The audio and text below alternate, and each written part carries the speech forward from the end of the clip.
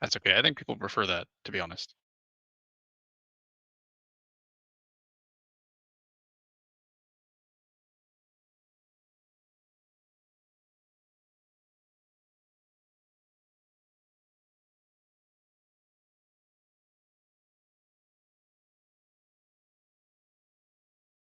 Hello. I'm not out of breath, but I'm going to keep my intro short just so that Rob has more time to speak while he's out of breath. Back to you, Rob.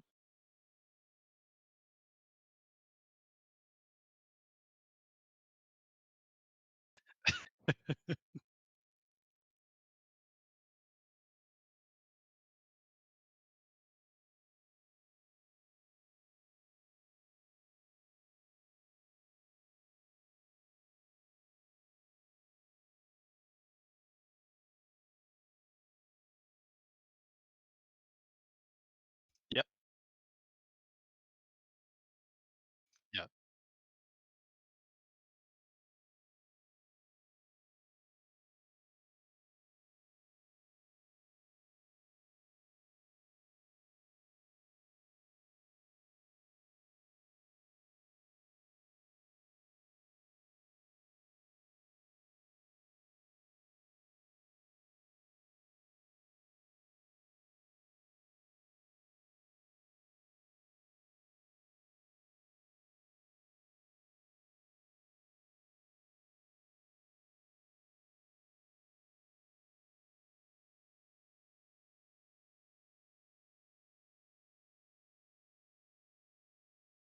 Yeah.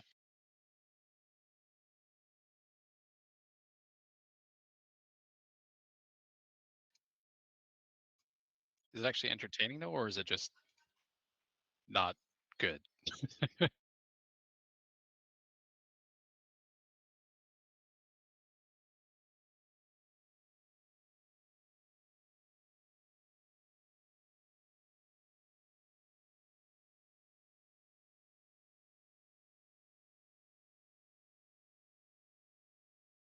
Am I back now? Okay.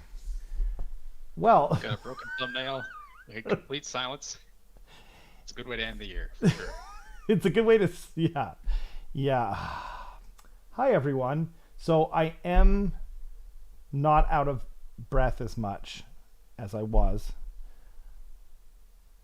What's crazy too is we tested it beforehand. We were getting audio, but then anyway, it doesn't matter. Thank you, everyone. Welcome once again. We are the true AOS Trash Pandas. I'm your host, Rob, and this is my co host, Carlton. How's it going, Carlton? Pretty good. Pretty good. That's it. That's it. Fair enough. So, I'm not going to ask you. I like how Robin's like, yeah, like he looked impassioned. I was impassioned. And I am less impassioned now doing it. You know, the second take is like when Niles and Daphne get married for like the third time in 2 or 3 days, and they're just like, ah, this is, I love you, and we'll be together forever. Anyway, so I was explaining about my Canon Brothers T-shirt thing. Yeah. So I was just talking about this movie called Partners. That's the worst movie I've ever seen. I watched it with my brother over the holidays. It's on Amazon Prime right now for free. It became famous on Best of the Worst, and that's what I was talking about. Also, I'm wearing my Gremlins sweater. That's why I was late. That's why I was out of breath. That's why I didn't get to check the mic again before actually going live.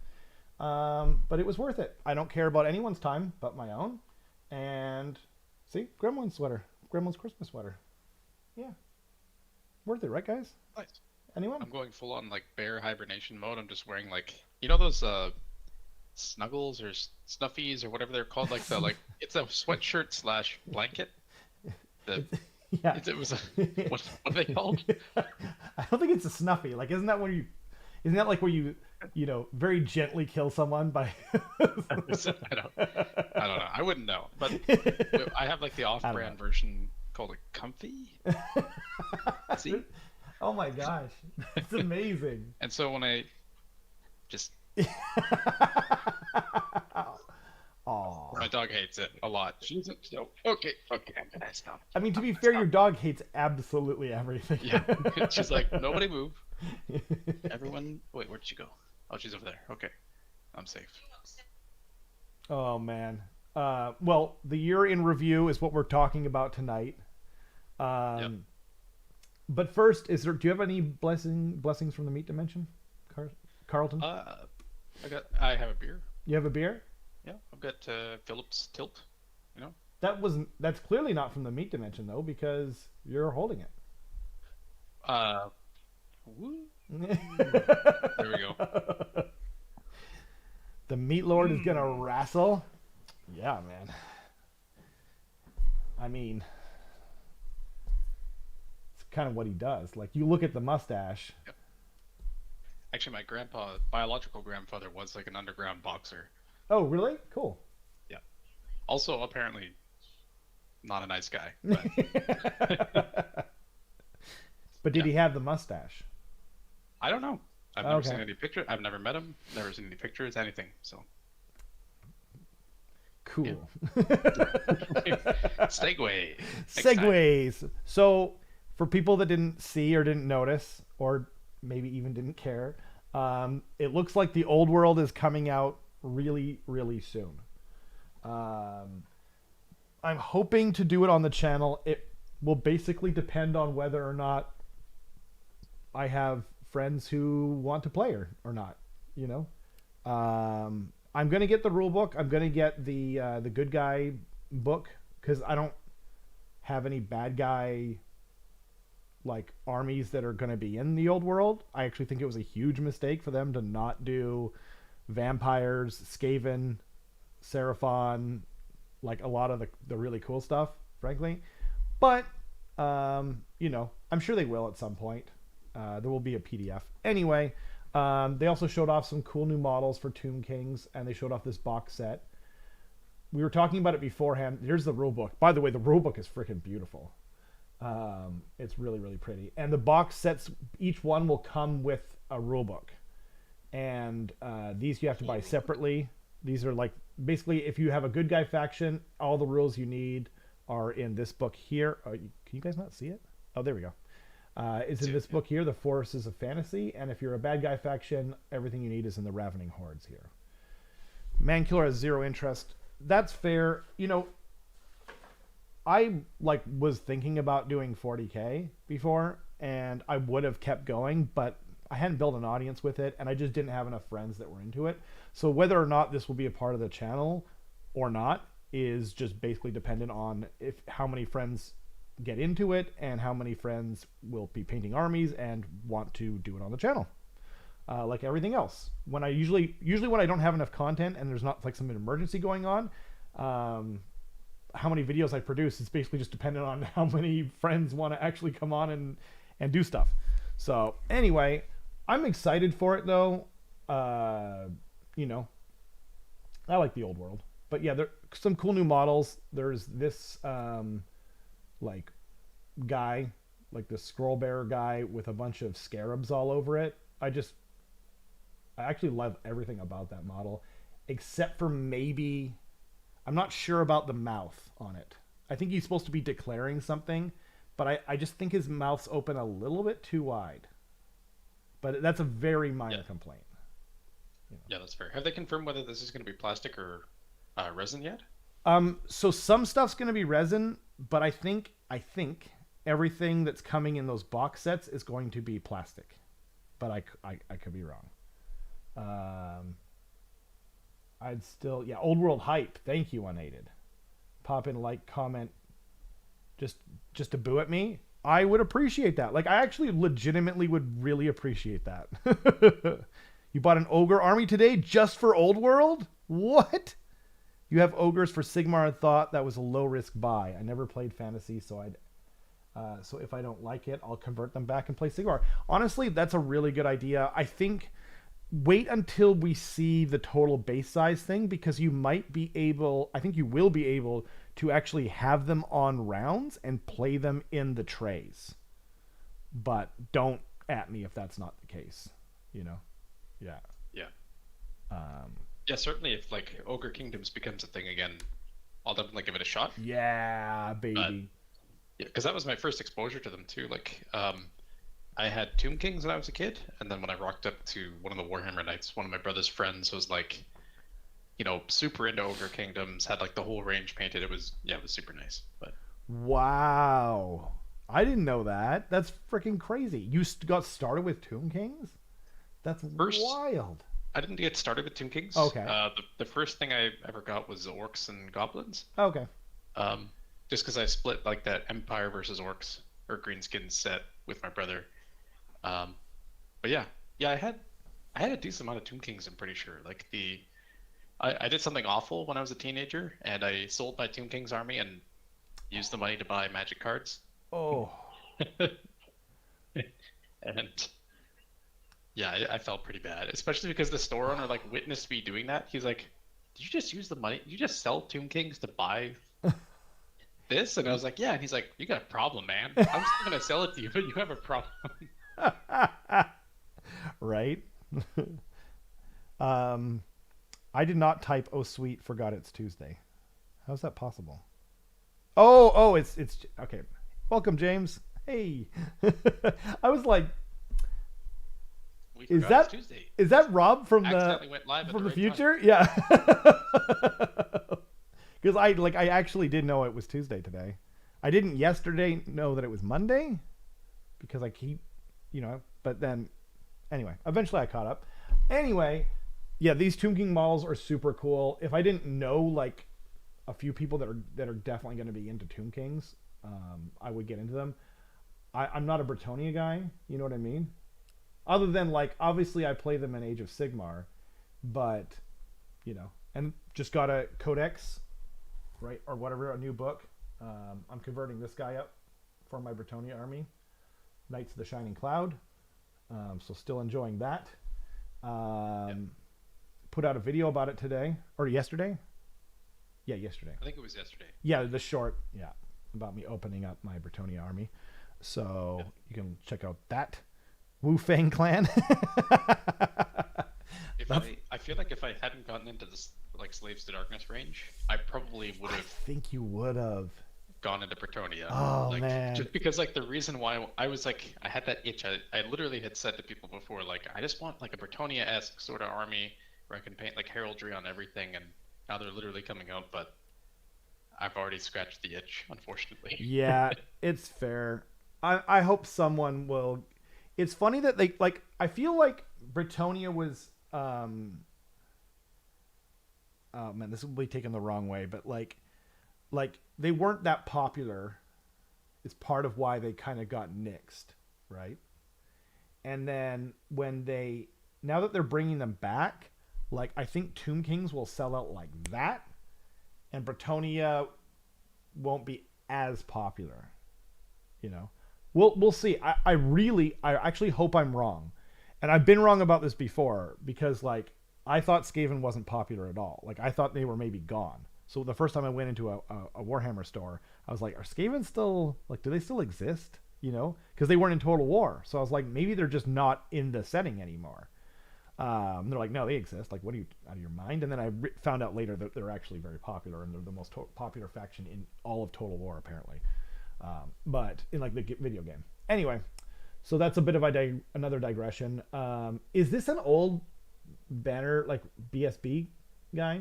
Does anyone know? Like, he looks like he must be plastic. Like, can you imagine trying to deal with that in resin? I get that like part of it's going to be supported by the thing that's draping on his shoulder, so it's like the stick and the, you know what I mean, the flappy things on the banner itself. But I hope to God that that's not resin. Like, Yeah, that'd be a pain if it is, for sure. right? Even if it's plastic, it's going to be like heavily dependent on where the divider is on that banner. Well, 'Cause yeah, that's 'cause just ripe for like you're going to drop that and it's going to snap off immediately. the amount of people that have broken this, it's Yeah. insane. Like everyone breaks it. Luckily, if and when mine breaks, I have like a really thin thing I can put in there. Anyway, yeah. Yeah, James was the one who uploaded. I actually made the video and then I sent it to him. Like, what do you think? And he's like, I made it into a short. I'm like, what? I meant to add some more hashtags and stuff, but then anyway. Used to play Empire. Okay. I've never played Old World, but the Tomb Kings look fun, and I'm trying uh, out. Wait, I'm trying new game systems. Cool. Yeah, stupid thing. Can't see properly. The Tomb Kings look absolutely amazing. I am jealous of everyone. I really like. This is probably my favorite thing, like the Scarab Swarm thingies. Um, Are those new? yeah, yeah. Yeah, because I was gonna say I don't remember anything like quite that intricate in the old No, range. right? Yeah, most of like the Tomb King stuff is kind of old and not so great looking. One of the few exceptions, and maybe I'm got a little bit of nostalgia glasses on, but you know those guys riding the snakes? I forget what they were called, but there was like these skeleton guys, I want to say, riding like giant cobras, and those models, to me, at least as what as of when I saw them in like 2017, um, they really held up to me. I thought they looked amazing. So they were kind of broken in AOS actually when you could play Tomb Kings in AOS. Oh, gotcha. Yeah. So tonight the topic is the year in review. We're going to just kind of talk about what we liked, what we disliked. So should we just get into it? Yeah, absolutely. And we want We're to just gonna hear. do like Oh, a sorry. going down the list, thumbs up, thumbs down sort of thing. Yeah, thumbs up, thumbs down. I think, and like basically like maybe the pluses and minuses to each thing. You know what I mean? Like, Yep. and then overall, maybe we'll give the year like a score out of 10 for how they did in Age of Sigmar. Sure. I don't know. Yep. I just made up this rule. So here we go. So the first thing that came out January 7th was this guy here, a Bretonia looking kind of lord. You could use him as an empire lord, sitting on a throne with a cool sword and a crown. I have this model. It's really dope, but I almost couldn't find it. Um, I bought it basically used. So yeah, I really I like the model a lot. I'm gonna use it for a conversion. That's why I was looking for it. Like I just had the idea. So I really like this model, but the downside to the thing that I didn't like about this is I wish it wasn't like limited edition. You know, for model Yeah, range. it's odd that that's the case. Yeah, because like the model range has, first of all, it has nothing. Like it doesn't like it at the time it had nothing, and then second of all, the only way you can buy the Abhorrent Ghoul King on foot is in the Terrorgeist kit. So it's like, okay, so if you like, let's just say you wanted to use a bunch of them, right? Then you have no option to just buy that one thing. You have to buy like 6 Terrorgeists or something. I think that's really Yeah. stupid. Obviously, you can like talk to your friends who play Soul Like Gravelords and get the extra bits from them, maybe. But like, I don't know. I think that was a huge mistake. But here we are, right? Did you like this guy? I mean, he looks fantastic, but logistically speaking, the same thing as you. Like, it's a little weird and frustrating that they decided to do that. There Right. had to be something that happened just down the chain, or I Yeah, I don't know. feel like it. Like, I feel like they wouldn't consciously make that decision when you really think about it. Yeah, yeah, absolutely. Um, but anyway, I guess we'll move on. Crown of Delusion. January 21st, we got the General's Handbook 2022-2023 season. For those that don't remember, this was the one with Galatian champions. Galatian Champions, Galatian Sharpshooters. It was a 6-month one. Um, yeah. Yeah. Yeah, this one introduced like the concept of like the new Lookout Sir rules essentially. Yep. And it was expanded upon in the actual core rules later. So I give this one a big thumbs up. I think this one was like a really good GHB to Yeah. the point where I remember we were having a conversation a while ago, and like as the new GHB was coming out, and you asked how you guys are feeling, and I was just like, I'm worried they're gonna mess it up. I really like this one, and yeah, so definitely a thumbs up for me. We were both feeling that same way. um, and you know, I mean, obviously this is the best front cover we've ever had on a GHB, but other than that, like I think the it just was really interesting, and I don't know that it wasn't a better GHB than even than the one we had now. Like this one, I think if I had to pick, I think is a little bit better, but I'm not sure about that. And this is where like they went from like solid 7 out of 10s to like 9 out of 10, 10 out of 10, and I think they kind of figured a lot of things out with this GHB, and so yeah, I totally agree. This was a huge step up. Yeah. Yeah. And then we got the Slaves to Darkness proper release. You like Flesh Eater Courts, got your box set right before the year ended. Yeah. And yeah, I mean, you didn't hate this release because you got it, right? Exactly. Yeah, Well, I mean, I didn't even have enough time to really get into the army before this that's release true. happened. But I That's will true. say that this established a pattern that I'm not sure how I feel about. The whole like army box coming out maybe even 2 months before the full release. Yeah, Just because it creates like a really awkward middle ground where this thing exists and the revamped rules exists, but tournaments aren't sure whether they should use it. You can't redeem the book codes that are like that actually come in the box. I remember like when I tried to uh, with the Slaves book that came in like the limited edition one, it was like yeah, not available. I'm like, what? It didn't even give me a proper message that said like this will be available to yeah. be redeemed at X day. Like it just says you can't. So I'm like, did I get a faulty book or something? Like what happened? So that was a little odd. But It's so crazy to me because I got at least one, maybe possibly two of the yeah, FEC boxes, and obviously you know, I'm selling the book and cards and stuff to a friend, but like, and I knew about it, but I didn't know when the Seraphon book came out, and it's crazy to me that we're here a year later. Because I didn't know anything. Like, I didn't hear anyone talking about it when the Seraphon book came out. So I went to redeem my code, same as you.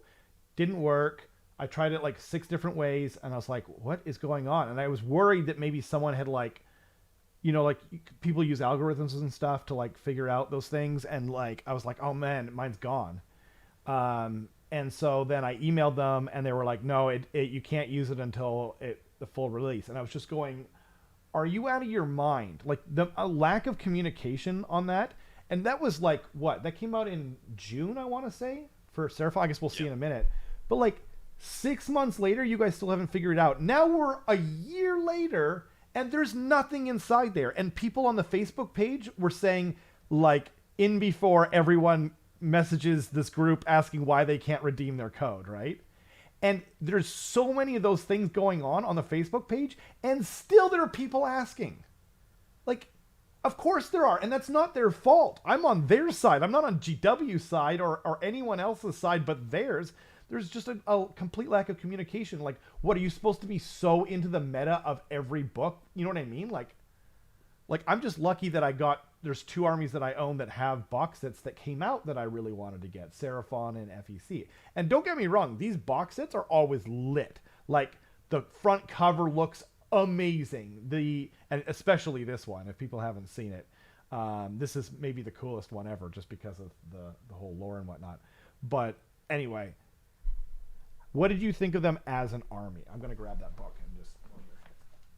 well, what did I think of Slaves to Darkness? Yeah.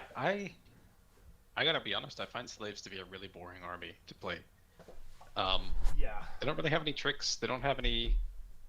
Like last week when I was talking about ogres, I was very like, what you see is what you get. It's a very honest army. Slaves is that too, but somehow they just didn't like it didn't click in the same way that ogres did. It didn't have the same like it's easy to learn, but it's still fun.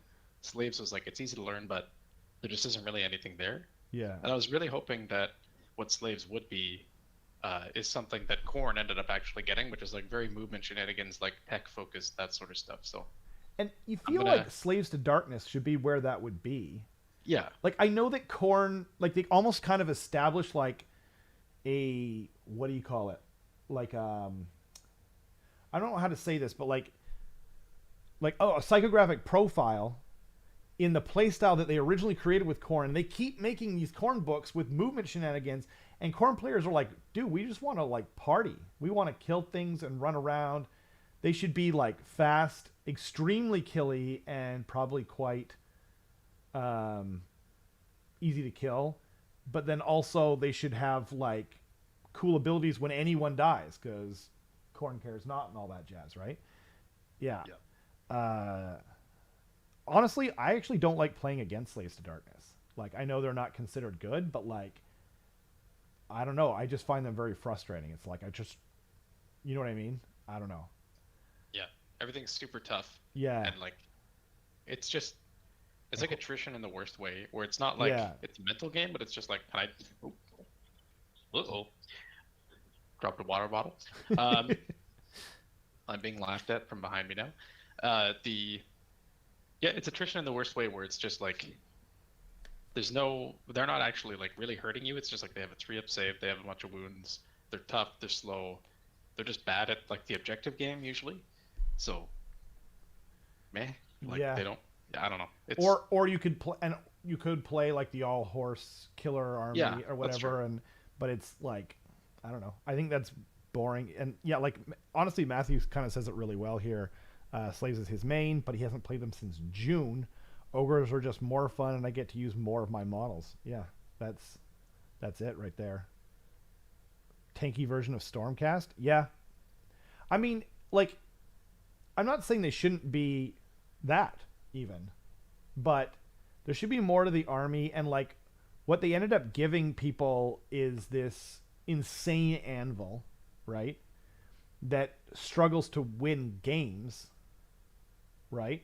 And then eventually they're just going to keep lowering the points to get their win rate up, and they're going to create this like this unbelievable NPE eventually of just like, yeah, they're now too cheap and we can't kill them, and so yeah, Yeah. I don't know. Yeah. Yeah, hopefully they'll. I think the last Slaves book was actually better. There was a lot more you could do, and some fun tricks in there and stuff too. I think the answer, and this is going to sound flippant, but I think the answer is to lower the cost of Archaon. Don't touch anything else. Like, in fact, you might even want to raise the points again on the Chaos Warriors and a few other things because they're just not fun to play against. But like, just or lower the points on the stuff that's fun, that'll bring people back to the army, like Archaon. You know what I mean? Make him like a viable pick. I don't know if maybe he's viable now. Don't at me. I don't know. But like, just make the fun bits of the army better. That's what I'm I trying would to have say. liked.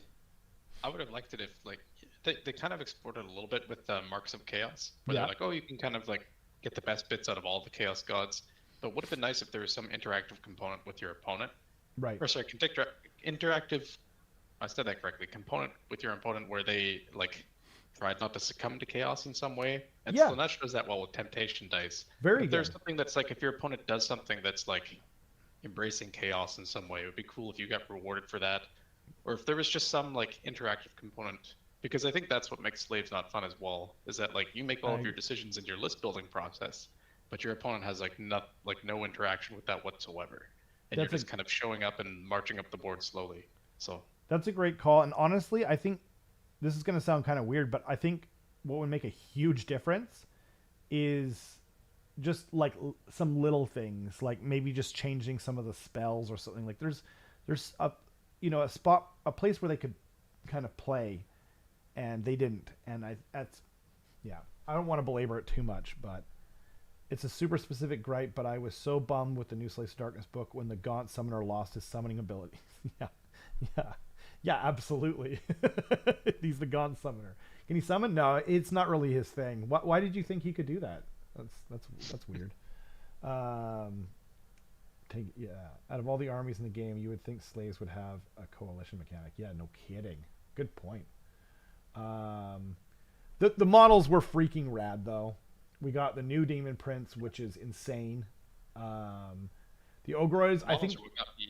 Yeah, the I models are think what got me into the army. Like exactly. Yep. The Ogroids are awesome. The Ogroids are so freaking cool. That's another thing that I hope that they kind of improve upon in terms of making better. Erasmus, the Chaos Lord on whatever Demonic Mound, I think it's called. All these Eternals. cool, yeah, multi-part kits. Chosen, yeah, the whole line is just unbelievably cool. So, yo, Darren, what's up? And thanks to everyone for joining us, John, Matthew, Robin, Unaided Foot. Unaided Foot, by the way, you have access to emotes as well, by the way. James and everyone else who's been hanging out with us, we really appreciate you. Um, so, and if you don't want to chat, obviously there's a bunch of people here who don't want, you don't feel, lurk away, my friends. I mostly lurk on Twitch. So we got then Gloom Spike Gets came out on my mom's birthday for some reason. And yeah, we were just talking about this. Will, what's up, baby? Um, Gloomspike Gets so Gloomspike Gets was an interesting one. Gloomspike Gets suffered for longer than I think any army has ever suffered in this entire game. They got their first book, and then their 3.0 book took so long to come out, and the army was so bad. And then when it released, it was too good. Whether I don't think it was the best army that's come out, like in AOS 3, but it was very good. And then they had maybe a month of like kind of craziness where like Scragrot just came free with the army, and you know what I mean. Squigs were sniping mortal wounds at 9 inches and picking off characters and just doing all these other crazy things. It took them a while to even nerf it, and then I think the problem with this. So overall, the book is actually amazing and has lots of flavor. It's actually a really fun army to play. But I think the problem for me was they waited too long to nerf it, and then everyone was like, and they're screaming and going crazy, and then so they nerfed it, and then they nerfed it again, and now they've been sitting at like the low 40s win rate. I think they climbed back up a little bit with Trug or something. I'm not even sure what. I think last I saw they were sitting around 45% win rate, but that's kind of crazy. Like they got to figure out how to balance these books, and never change the points on something you're going to change the rules on. Never nerf the points you're going to nerf the rules on, and never ever buff something, buff the rules and then buff the points in the same update. That's a crazy thing to do. And yeah, just if you're going to do a points nerf, give it what, 2 or 3 months in between, unless it's like really egregious. Like Soulblight Gravelords was quite egregious, right? Like it was like a crazy nerf that they gave them, and then they waited, and then like I could see the argument for that, but then they did like a really big nerf, and I honestly think that we're kind of lucky that they didn't do the same thing to Gits. I actually thought that they had at the time.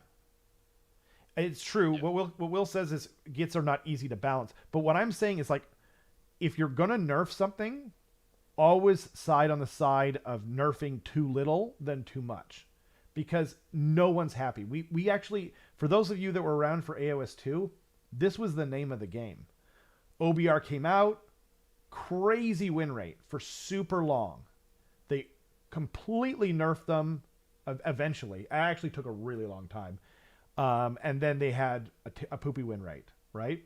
Daughters of Cain had a win rate for the longest time, then they nerfed them into the ground. And it just kept going on like that. Slanesh, everything.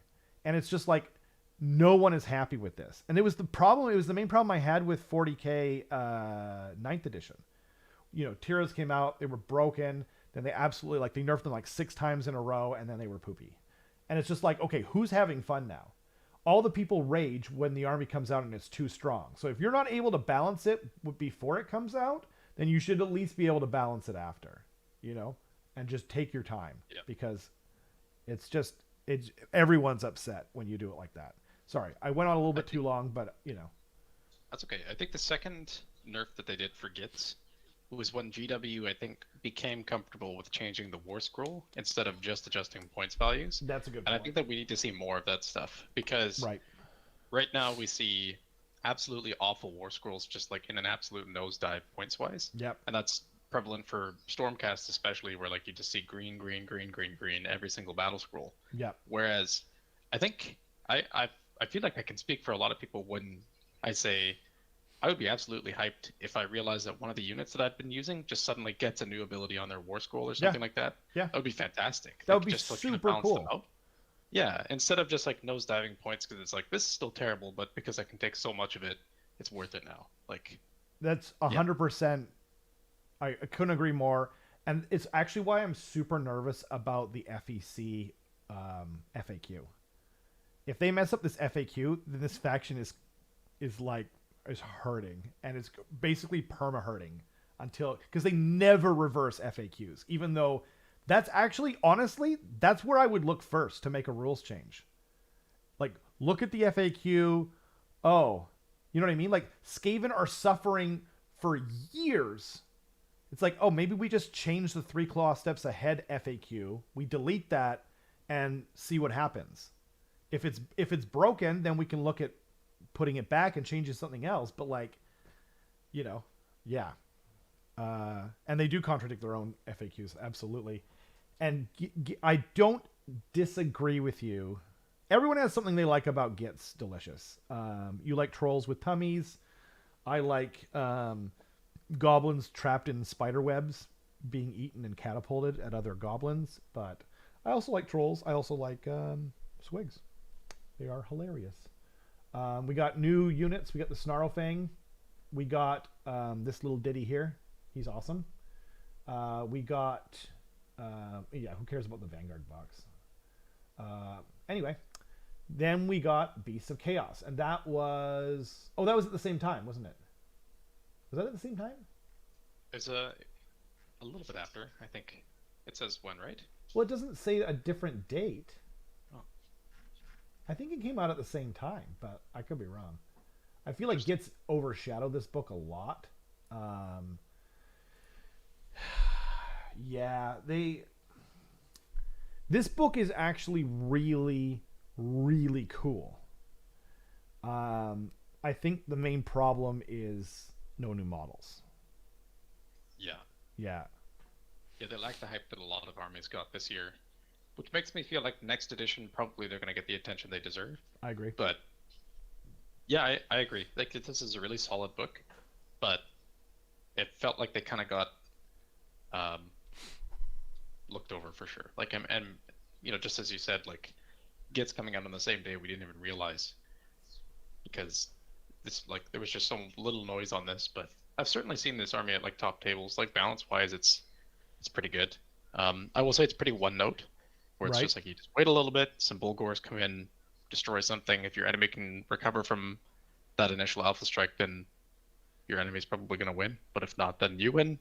And that tends to be the case like every single time, every army that I've seen for Beasts of Chaos, but still Right. seems fun. Yeah, It's I mean, different, which is they cool. should have low bravery. They should have tricks. They were always been like a an ambush army in the lore. Um, yeah, yeah. I don't know. Like other than having the second, maybe the second oldest. I don't know. Skaven are obviously the oldest, so maybe the second oldest.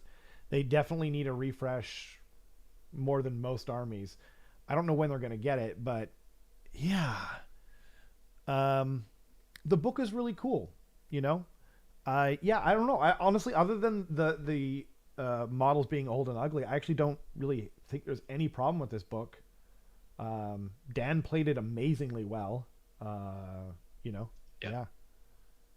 Um, There's a really a pretty well-known competitive player, Noah, mhm. who I think won LVO, not if not last year, then the year before. And he basically mainlines Beasts of Chaos, or at least did when I saw him at Tacoma. And he does extremely well with them, so they've certainly got teeth. Absolutely. Oh, by the way, I didn't get a chance to ask at the start because we changed a lot of settings to do the ogre show last week. Is the sound okay? Are we a little bit low? It looks like we're a little bit low. If we are, let me know. I can turn us both up a little bit. And yeah, thank you. Yeah. Oh, also, um, there was someone made an amazing video on the Facebook group, and I'm just gonna say what he said. Like, I don't think he's on social media, right? But he got out the new FEC book, right? And he's like, "Oh, it's a little low." Okay, here, once again, I'm gonna turn it up real quick.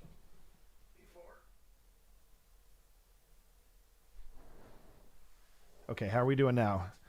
Let me know. I can try and talk into the mic more too. Um, so he got this book, and he's like, "Why? Whoops, darn it! Why did they put the same cover, the same picture on both sides?" You know, and he goes, "That's stupid," and he just shuts off the video. It's just like, it's so understated. You know what I mean? It's so good. I wish I had thought of it. I saw that video. I was like, why didn't I think of that? And I wasn't gonna plagiarize it, but it's somewhere on the FEC Facebook page, and that's what gave me the idea to do the short that I did, that I put up. You know, yeah. It's better. Is it still, if it's still a little low, let me know. I can, you know, I just, again, like GW, I don't want to overcorrect. You know what I mean? Like, you know, even idiots learn from their own mistakes. Okay. We did get the new Beast Lord. I actually think he looks freaking rad. He kind of reminds me of like a Viking Marauder with like two axes. You know what I mean? Yeah. If they kind of just, like, this army would be super easy to resculpt. If you know what I mean. Yeah, they don't need like a new aesthetic. It's like No, they already look great. It's just they're really really old. they're So just super and this is a old. perfect example of, taking that old aesthetic and just like updating it for the new fidelity. So Yeah, I honestly don't think that there's, like, actually, I think maybe the shaman guy, he might even be in resin. I'm not sure, but the shaman guy he's a little, he looks cool, but like, other than this guy for sure, and maybe like one or two other models, the whole army is ugly. Like, even the stuff that's not that old, like the what's it called, the Cygor, like, it's cool, it's fine, but like, if you think about like what they could do now, or if you look at Total War Beasts of Chaos, is the shaman plastic? He looks cool, but like, honestly, a surprising amount of that army is super old and ugly. I hope they don't get rid of it, because it's another original thing. It's one of the few like pretty original things that Games Workshop's ever come up with. No one cares about that. And then we got this standalone model. I want to talk to your manager, I think it's called. I don't even know what this is. I didn't even remember that it came out February 15th, right before my birthday. Cool. Yeah. Stormbringer magazine Oh. exclusive or something. Oh, is that what it was? I think so. Okay. Cool. Sure. I don't know. I think this. I like the carrying the helmet. I like the cape. The armor's okay. The thigh armor looks like weirdly big. And I like the halberd. I don't like the head. Like, I don't like the head at all. Though, to be fair, sometimes GW just, they seem to paint female faces particularly poorly, and sometimes you'll just find a random mini that they just painted poorly. You know what I mean? And it's not the person doing the painting, by the way. I'm not going after them literally at all. I think it's like the art direction in terms of how that they are told to paint faces, I guess.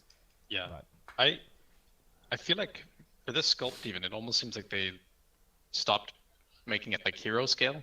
oh, Um, yeah, or yeah. instead went like true scale, because it looks a little bit more like an actual 3D model of an actual person in like golden armor, instead of just like the hero scale version of like what Warhammer should be. Dude, I think you're right. That's wild. That's so true. It doesn't have that feeling, that epic. Oh yeah. I wonder. Oh man, I hope I didn't insult someone's actual face. But like, I don't think this face is good. Like, I'm pretty sure it's supposed to be a female model. I don't think there's anything wrong with making beautiful female heads. And I don't know if there's There's some no kind of art eyebrows. direction thing. What's that? There's no eyebrows. Yeah. That's Oh why it looks yeah. odd. That's true. That's a good point. But I don't, even if she had eyebrows, I don't think it would change that much. You know what I mean? So I don't know. I don't know. I'm sorry if you've liked it. FEC Executioner. Ooh, you going to sleep, John? Thanks for joining us, man. Appreciate it. Oh, Robin's and ghost. so is Robin. Sorry, guys. I was busy. Yeah, not being super excited about this model that I didn't know existed. Thanks to everyone for joining us. You know, if you're coming in late, that's great too. If you're watching this later, you know, Happy New Year, Merry Christmas, Happy Boxing Day if you're in Canada or the UK. Oh, you're saying goodnight to them. Sorry. Okay, thanks. Okay, now we're moving on to February 18th. We got this Warcry set with some. Okay, they didn't really show it, but this was the Vampires versus Corn set. Um, Both are This is rad. where, yeah, this is where Claws of Karnak came from, right? Yep, yep, And that's really heavily used in a lot of army. Like that's true. Matthias uses that in his list. So Unfortunately, the Assuran True Blades or whatever they're called, Ascurin, I don't know. They're not. They're basically never used, unfortunately. But the models are rad and models are forever, so that's kind of my main concern, I guess. Like that's my focal point. So we didn't really pay attention to Warcry as a game. So you know, cool terrain and dope models. Like that was good. No complaints. yep. March we got KO. Man, we were blessed by books this year. Like we've talked about 4 books so far, and we're in March. That's crazy. Yep. Um, Yeah, it was a good book too. Like it's yep, super solid. I think it's a You know, really solid book. I think it's a pretty much a very well written book overall. yeah. Um, KO's an army where every time I face them, I like there's definitely that fear slash respect where I'm like, okay, I know this is like a middle of the road army, but they're definitely not bad. And if it's well piloted, it's going to be a very difficult game. yeah, Uh, yeah. I think like actually Will, who's in the chat, is like a good example of if someone is a good pilot, they can make this or a lot of other armies for sure very scary to play against. And yeah, KO is one of those armies where it's you feel like your whole game is always on a knife's edge. Probably on their side of it too, but I definitely know as an opponent. Uh, yeah. Cool. And then we got this guy. What's his name? Oh, Code Right. I just, other than the head, I think the model is hilarious and freaking awesome. That's pretty much all I have to say. yeah. Yeah. Looks like he's writing with. Oh no, he's pointing with one hand and stamping with another, or like slamming the book or something. Yeah, maybe. See the code. For a second, I thought he was like writing with both hands or something. I don't have time. Only Lotan can do that, and it's just because he has an octopus. Right. The head might not be bad too. Again, this might just be like a painting issue because, like, frankly, the eyes are painted very strange, and I don't think those like age spots on his head are probably like I don't think they're like part of the model. I'm assuming they're part of the paint job, right, or whatever they are. So yeah, he might be totally fine. I haven't seen someone paint him normally, but and then we got the Regiments of Renown. Was it the same time? It looks like it was. Mostly these didn't affect anything. No, I've never seen anyone use any of these, to be honest. I've seen and heard of people using, and I'm sorry to Bahamut. I've been saying I'm gonna put together and paint the Coven of Thrix for ages now, but I am always behind. I'm just so far behind on everything.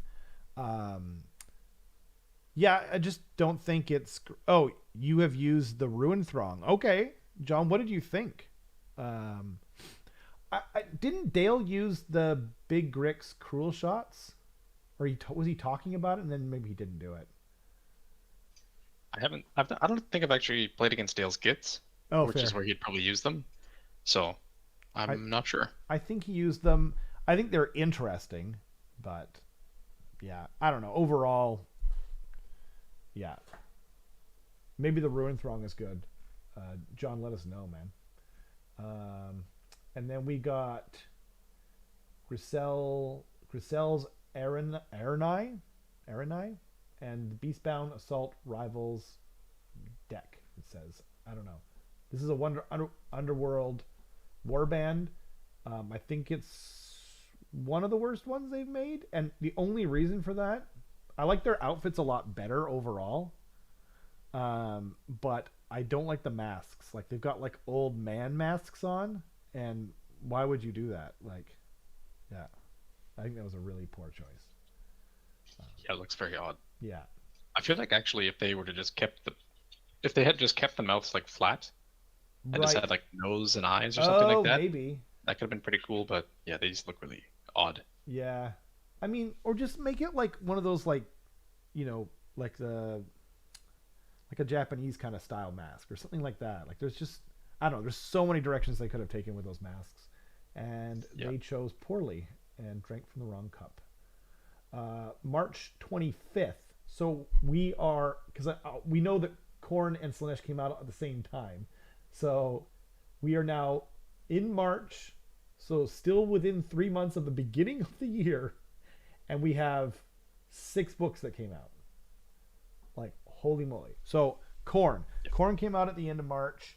Um, Fantastic book in terms of like if you're into that kind of thing. I don't know that they nailed what the corn players like the atypical corn player would want, but they nailed a demographic for sure. The Johnny.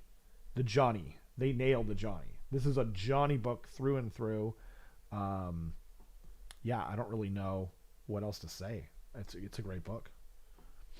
Yeah, this has been a book that's been like above 50% win rate for its entirety, I think. I Yep. don't think I've ever seen it below 50. Same.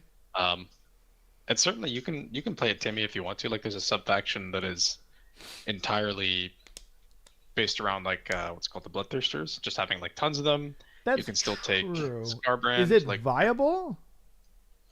I mean, it's not bad. It's not. It's probably not going to 5-0 at an event, Right. but I could see it being mid tables pretty easily. Okay. Cool. That's dope actually. Yep. Um, I guess I don't know. I mean, if you're talking pure Timmy, then Timmy doesn't care about winning anyway. Yeah. But I think even most Timmys they still want to win. Like they're not in it to. They don't, it's not like they're divorced from the concept of winning, right? So I think I just think it would be cooler if the Timmy builds were a little stronger and maybe whatever. Um, Yep. the coolest thing though that they do in pretty much every corn book since they started making it or since they started doing blood tithe points is just this concept of I killed something, yay, corn. So therefore I got stronger. Oh, you killed one of my guys, I actually get stronger. Like that's one of the coolest concepts in all of gaming I've ever encountered. It's Yep. the best rule they've ever made, and I really hope they never get rid of it. In fact, it looks like they ported it over to World Eaters in 40k, so I don't Very think cool. that they'll get rid of it, or they did for a time. I don't know about 10th edition. Um, they got this model. It is called the Realm Gore Ritualist. Okay, I don't know. Nothing special to me. I don't hate it. I don't know. Yeah, it just doesn't really do it for me, I guess. But I'm not really a corn person anyway, so. Kind of looks like a bit of a stinker, you know? Looks like just a little bit of he's up to shenanigans. He doesn't seem like Corn-esque, where he's, you know, Fair enough. running in and murdering at all costs. He seems like a jester or I, something. It's kind of I think it's a she, like it's a female model. oh, Yeah, still yeah, I mean, doesn't matter. yeah, it doesn't matter. Yeah, yeah, I don't think it's great. I'm trying not to be too like I want them to make more female models, not less female models. So I don't want to be too hard on the female models that they do make. It's you know what I mean. It's like it would almost discourage them from making them. But I don't know. I don't know. Like I just they haven't made that great of female models outside of elves. It seems like the elf models tend to be really awesome. The female ones and the male ones, obviously, but like um, but yeah, I think they struggle with some other factions, like like this, But I have two counterpoints. cool, Number one, Cities of Sigmar, I think, have some good female models. they do. And then number two, the Cave Howler from the Gorgers for Ogres is probably the best example that I could ever think of. Okay, from the Yeah. who's the what's it's. The Cave Howler from the Gorgers, the Ogre, the new ones. Oh, there's a female model in there. Yeah. That's awesome. Yeah, absolutely. That's super cool. We'll see it later on. Okay, but, okay, yeah. okay. Yeah, there's actually some female like ghoul models in there, and I was thinking about it, and I was just going so they have these weird boobies that they put on them, and they're really weird. And like, what's funny is like going into it, I was like, oh, I thought all, and that's probably is the original concept behind ghouls, is that all men and women they just turn into a ghoul and then like you know their what do you call it, like their sex doesn't matter, right? Genderless. Yeah, they're genderless. It's just they are a ghoul, you know what I mean? So it feels kind of weird now that it's like you know what I mean? I don't know, it felt weird. Painting them is a strange feeling. I didn't like it.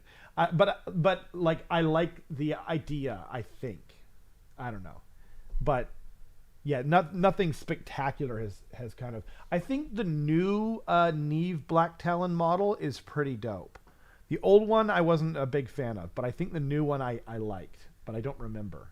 The Idneth sorcerer that comes in that box is awesome, but she's an elf, so of course they did her awesome, like all the Idneth are bald, male and female, so but I don't know, they just sculpt elves, female elves. They've kind of figured out, I guess. Yeah. Slanesh. Man, this book is like the oops, sorry guys. The release of this book was kind of contentious. I feel like it wasn't. You know what I mean? Yeah, Like- I feel like a lot of people were. You're always going to get people that are screaming from the rooftops about it being super overpowered. And then it kind of settled.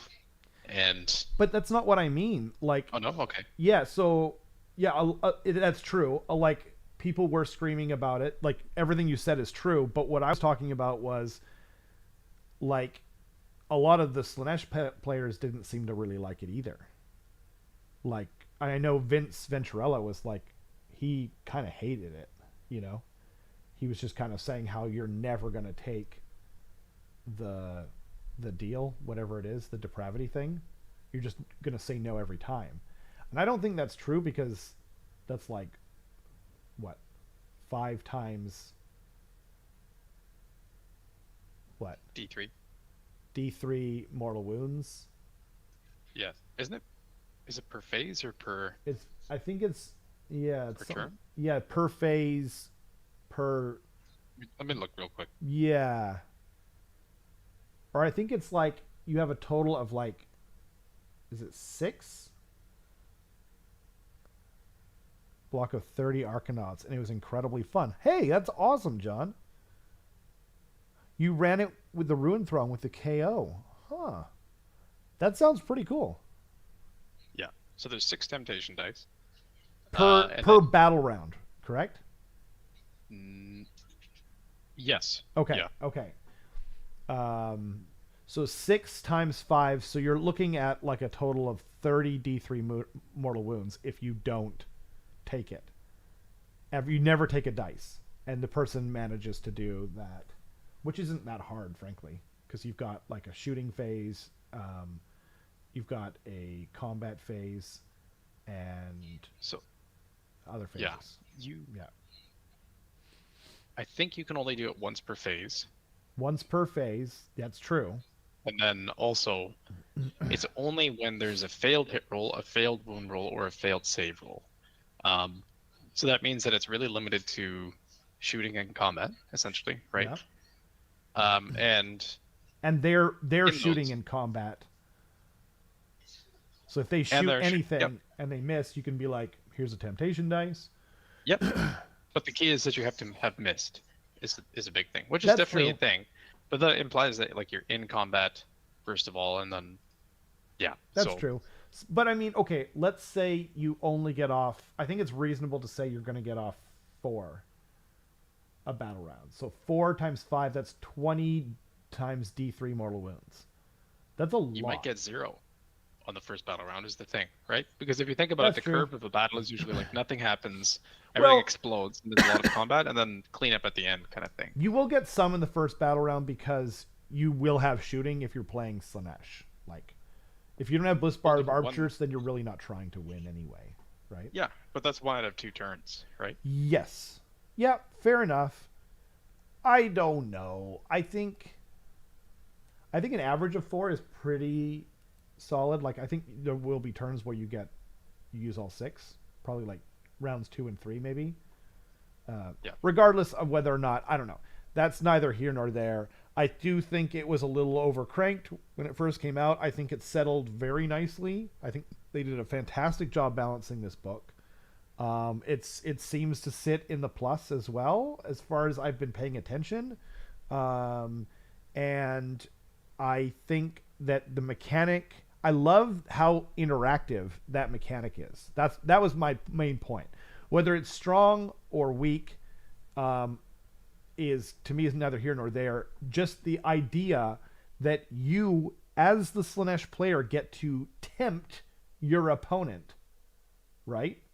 That you just get to put it out there. You just get to tempt them is awesome. Like it's really, really cool. And it's very interactive and it is super thematic. And so if I was into Slanesh, I would actually love that mechanic. I think. But I think it's super cool. yeah, I'm glad you like it too. Another thing to consider too is that maybe you don't want to give your opponent a 6 on whatever's attacking, right? Yeah. Like let's say it's like Durthu coming in, every single hit or wound matters. It's like I don't want to deal D3 more wounds to Durthu, right? Like No. it's not worth it. No. Or like guess who's never getting offered the 6? Scarbrand. Yeah. Right? On his attack. Yeah. It's like I missed and I got 8 mortal wounds. Do you want to make it 16? Like, no, I don't actually. You know? I mean maybe. Actually, maybe. If it would like kill Scarbrand, maybe. I don't know. You know what though? By the way, I thought for Korn, you know how they have a thing where all the demons have a 5-up if you're not within 8 inches? I thought they should actually get the 5-up when they are within 8 inches, and not when they're not within 8 inches, because Korn wants them in there. They want them in that ass. So thematically, that didn't make sense to me, but yeah. I can kind of see it because he's like protecting his servants Oh, fair until enough. we get into combat. That's a good point. That's a good point. And then he's like, okay, now everyone can die because Yeah, Korn cares not. Okay, exactly. you turned me around, sir. Nailed it. Good job. It would be cool if your general in Slaves to Darkness has the Mark of Slanesh. You can use that mechanic. Oh my god, that would be, but only if he's involved. That was actually a sick idea. So like his command trait could be like you can give a temptation dice. But then what would be the point? Like how would you turn it down? Like you would always take it because depravity points don't mean anything in Slaves of Darkness. They'd have to figure something out. Like because the Marrow Scroll Herald has like give people a bone and like do you accept it or not? And I love his thing. I think it's freaking awesome. I think it's super fun. So, and I got him for Christmas, and I will be building him. as you can see from my video. Okay, this is called the Lord of Hubris. I don't know. I'm not a huge fan of this model either, but but I'm not into Slanesh, so you know what I mean. It's like I like him. asking someone I if they like landscapes, when they're really into impressionist paintings or something like that. You know what I mean? It's like my opinion doesn't really matter. Yeah, I give this guy like a 6 out of 10. Like I see where they're going, and I think they did a decent job. Like it's pretty nice. Yeah, I don't disagree. Yeah, yeah. I think a 6 out of 10 is fair. If I were to get it, I would paint the cod piece with like a super high gloss chrome. Maybe everything with a super high gloss chrome to the point where it's like reflective, and then that might be kind of cool. Yeah. Look into the mirror and my cod piece. April. So we are now in April 15th. So we are less than 4 months in. We got Ossiarch and Soulblight. So that is 8 books in 4 months. Wow, GW. Mwah! Kiss of Death. I mean, Kiss of Life. Ossiarch Bone Reapers. So this is the other book that people were arguing in our group, in our private club, that was the most broken thing that they've come out with in AOS 3. yeah. This one was also, I think, overshadowed by the other release, the Soulblight Gravelords. Just because people saw Soulblight Gravelords and they saw all the stuff in that book and they're like, "Oh my god, this is crazy!" And then Yeah. OBR people were like, "Yeah, it's pretty good," and then they just kind of like set it to the side, didn't really pay much attention to it. It's true. I think so. I think for in the same way that they messed up the Soulblight Gravelords book, like I think they messed it up in terms of like the FAQ, and it's just another problem that could have actually been solved by changing the FAQ. You know what I mean? It's like they came out with this and never like beforehand. I said this way ahead of time. There's no way Neferata keeps her spell. There's no way. And they're like, not only is she keeping it, but we're gonna give some other dummy a 3-up ethereal. Like, are you high? You know what I mean? Like, what on earth were they thinking? And then the what do you call it? The Blood Knights, like they're poopy. Like there was so many things that they actually we're not talking about Soulblight. So Ossiarch Bone Reapers though is my least favorite army to play against in the game. I actually strongly dislike playing against them.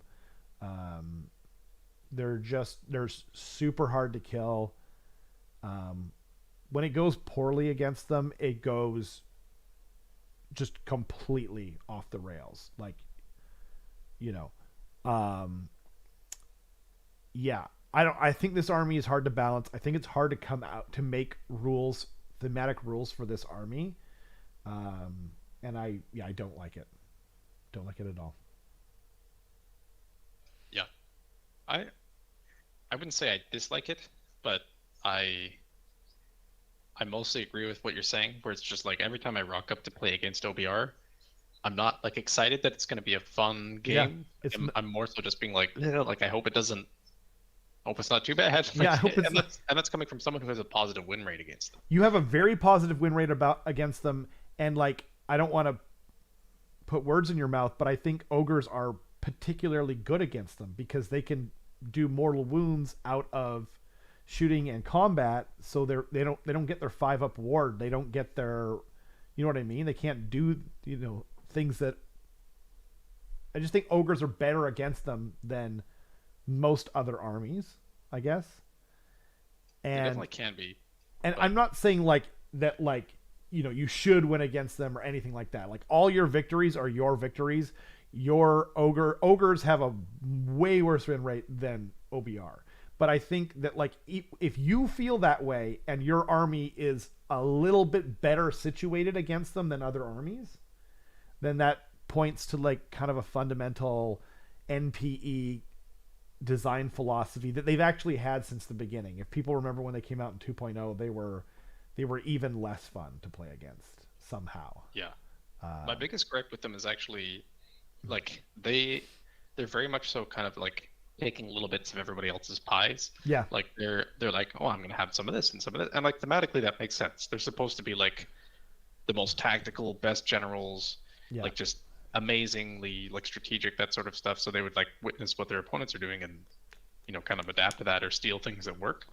But on the tabletop, it's just like, okay, cool. You also get impact mortals. Okay, cool. You also get like these crazy auras. You get like tons of recursion, or at least you did get tons of recursion. you get every You know, command point available, like, yeah, exactly. and Like then you you're getting like multiply that eight or by nine two. command points. Yeah, Yeah, and and then you can also get Night Haunt's 5-up ward that you get to pick and choose against in the combat phase and the yeah, shooting phase, just like they do. Um, you get an ethereal save hero like they do. Recursion out the wazoo.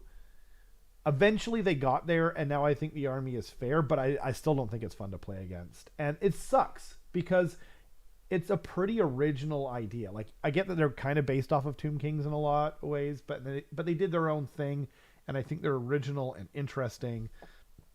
Yeah, but like Matthias is like for example, is a huge fan of Ossiarch Bone Reapers. They're his favorite army, and if they made it so that he didn't want to play them, and I don't even know why he didn't want to play them. I've never talked to him about it, and I would love to know. But like, he stopped playing them. That's super weird because they had a good win rate, you know. So I think he didn't like how they played. Because Matthias, like, that makes two of us, yeah, right? that's fair. I know Matthias likes to. He likes the feeling of being like very techy, Yeah. very like, he sets up a plan, and this is me just speaking, like having played him a lot. Yep. Obviously, I don't know truly what he feels, but like he likes being very like, Very setting up a tactical. puzzle for Yeah. your opponent to kind of like solve essentially. Yep. And oftentimes they don't. And that's why he's so good. And with OBR, it seems like from a high level that's what it should be, where it's like, oh, it's like super strategic. You set up these things that your opponent has to kind of unravel. But with OBR, it's less that and more so a lot of things just happen. Yeah. Like they just get lots of stuff. So it's like, okay, it's just a given that you can easily give something like -2 to hit. It's just a given that you have +1 to hit army wide. It's just a given that you can be on like a 1+ or a 0+ save on your biggest anvil and hammer at the same time. It's a given that you get all these things. Like, you don't have to like set up any combos to do this stuff. It's just like given to you. Like, you just have access to it immediately. And I would imagine he doesn't particularly like that. I think you're right. Matthias is very Johnny. Among other things, he has other traits as well, but he does Johnny very well. You know what I mean? And so when he's given like really tricky tactical things to do, that's where he really shines. And this book doesn't require that. You know what I mean? Like you said, they just get stuff. And so I think they're very easy to pilot, and I think he doesn't like that. I actually think they're too easy to pilot for him. But I'm also putting words in his mouth that he's literally never said to me. I never talked about it with him. I was just like, oh, he stopped playing OBR. Thank God. Thank you, Great Horse Rat. You heard me. Yeah. This was one of the weaker books I think that they've made. And now on, Yeah. not weaker as in power level, obviously. Yeah. Yeah. This is the most I one, of the get most, you. one of the more poorly designed books. Welcome to the other one. I'm just kidding. So then Soulblight Gravelords came out at the same time. They were probably the most. They were the highest win rate, and a similar kind of thing happened where it was like Legion of Blood is so obviously amazing. Neferata, insane, or her spell, her utility, everything was better about her. And then you have the Vampire Lord on Zombie Dragons. They were just selling out because they were just insane. Recursion, incredible. Like, there's just, it was too good. I would have. This is another thing too. And then I think they could have fixed most of the problems with this army, if they just changed a few FAQ answers that they gave and then changed a few points here and there. They should have lowered Blood Knights and made other stuff more viable, but they didn't. It sucks that Virkos is so interesting, but it's just not good. And because they chose rather to nerf the points on units that were too good in some factions instead of changing the faction, they just kind of made the whole army worse. And now like the other factions that were the worst choice are now like almost unplayable. What's it called? Avangori is garbage, and I don't like them, but I still feel like they should be good and playable. Virkos is bad. Castleye is god awful as well. I know there's builds in Virkos that make them interesting, but anyway, yeah, I think this was a poorly designed book. The ideas behind it are actually really cool.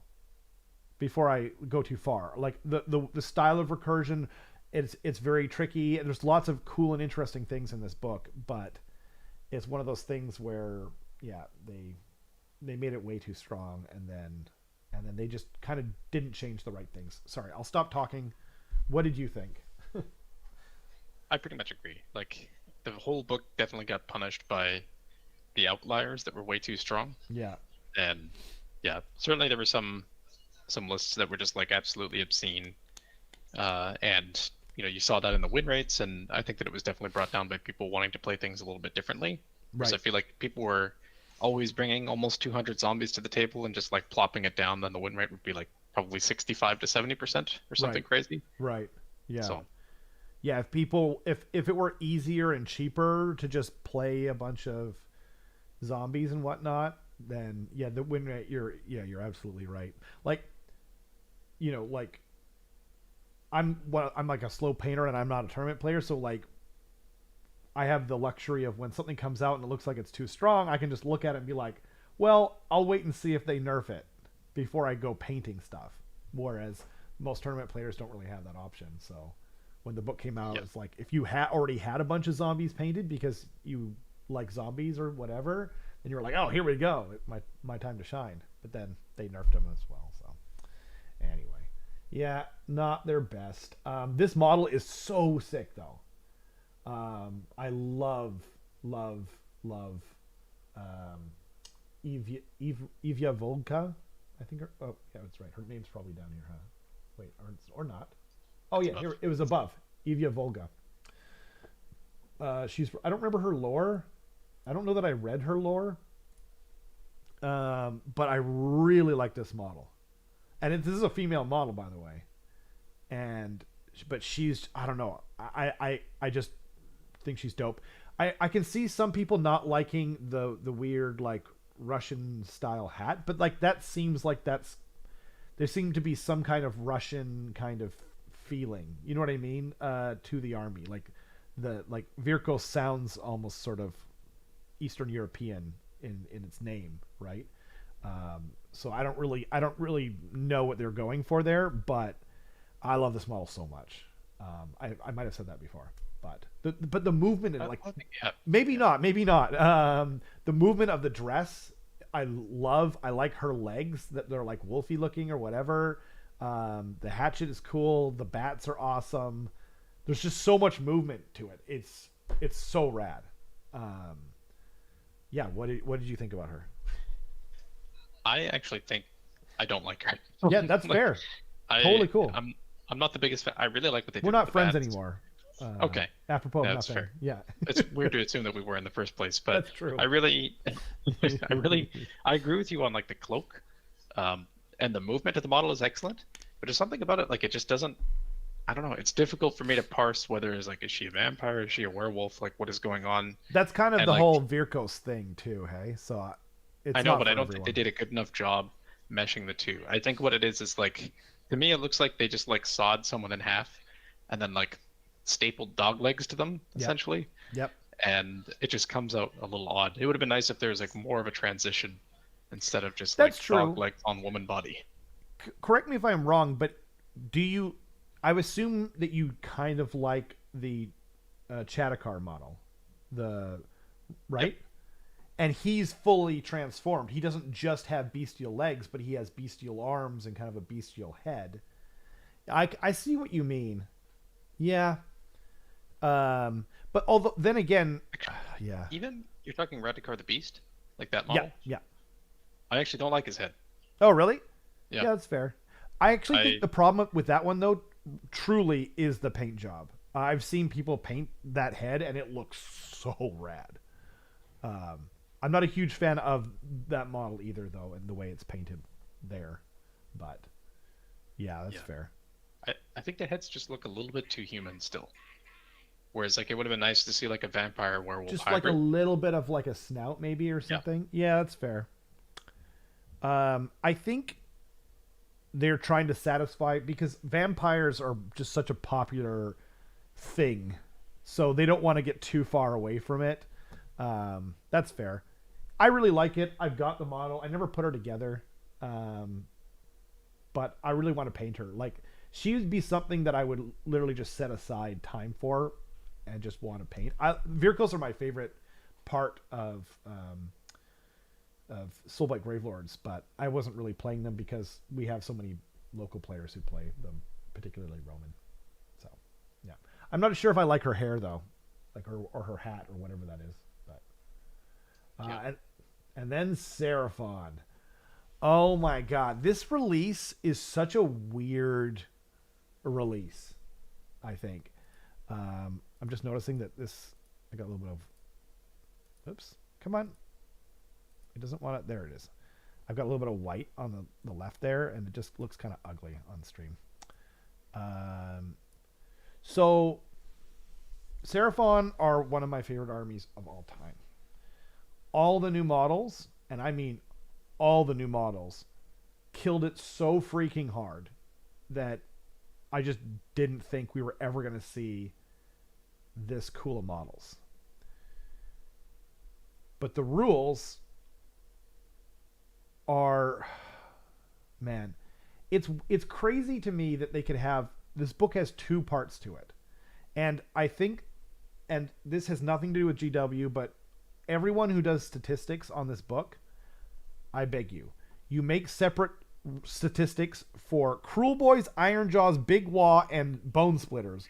Why can't we get two separate things for this book? It needs it way more than they do. My God. So Starborn are really strong. They can also be really unfun to play. I've played armies that are very good at Magic, like Zeech, against them, and granted, Zeech is, I'm just bad at Zeech. I don't jive with their play style. But putting that aside, even though I was, my army's supposed to be really good at Magic, and I rolled, like a 6 on my Lord of Change, and that turned into a 12, and then he has +1 for being in his own aura, and you can add locust dice to it, or whatever, primal dice to it, and like there's all these crazy things that I was able to do, and he's still, and granted, it's Eric, who's a very strong player, but he just blew me off the table. And it was, I always have fun playing against Eric because he's a fundamentally fun player to play against. But imagine it wasn't Eric, and you're just going, my God, this army would just be such poopy to play against. And then you've got Coalesced that were so bad when they came out that they had to like almost immediately buff the crap out of them. And no one even remembers that. Like, not even in our group. Our group was talking about like, oh yeah, how they nerfed Seraphon. It's like, you guys, like, no one seemed to remember that 90% of those, like, the numbers were green for Seraphon. They went down across the board. And they're still not great. And it's like, oh man, there's just like, the Coalesce problem is something that's, it's on the War Scrolls. Like, honestly, add like one more pip of rend to a few key things. Like, why Triceratops has -1 rend blows my freaking mind, okay? But the Kroxigor have -1 rend for the most part, unless they're the Warhammers, and then they're hitting on 4s. Like, there's so much hitting on 4s in this army too. there's a bunch of like very key mistakes that they made with this army, and it's a shame. It's a real shame. I think they really messed up on the Yeah, Coalesce yeah. side.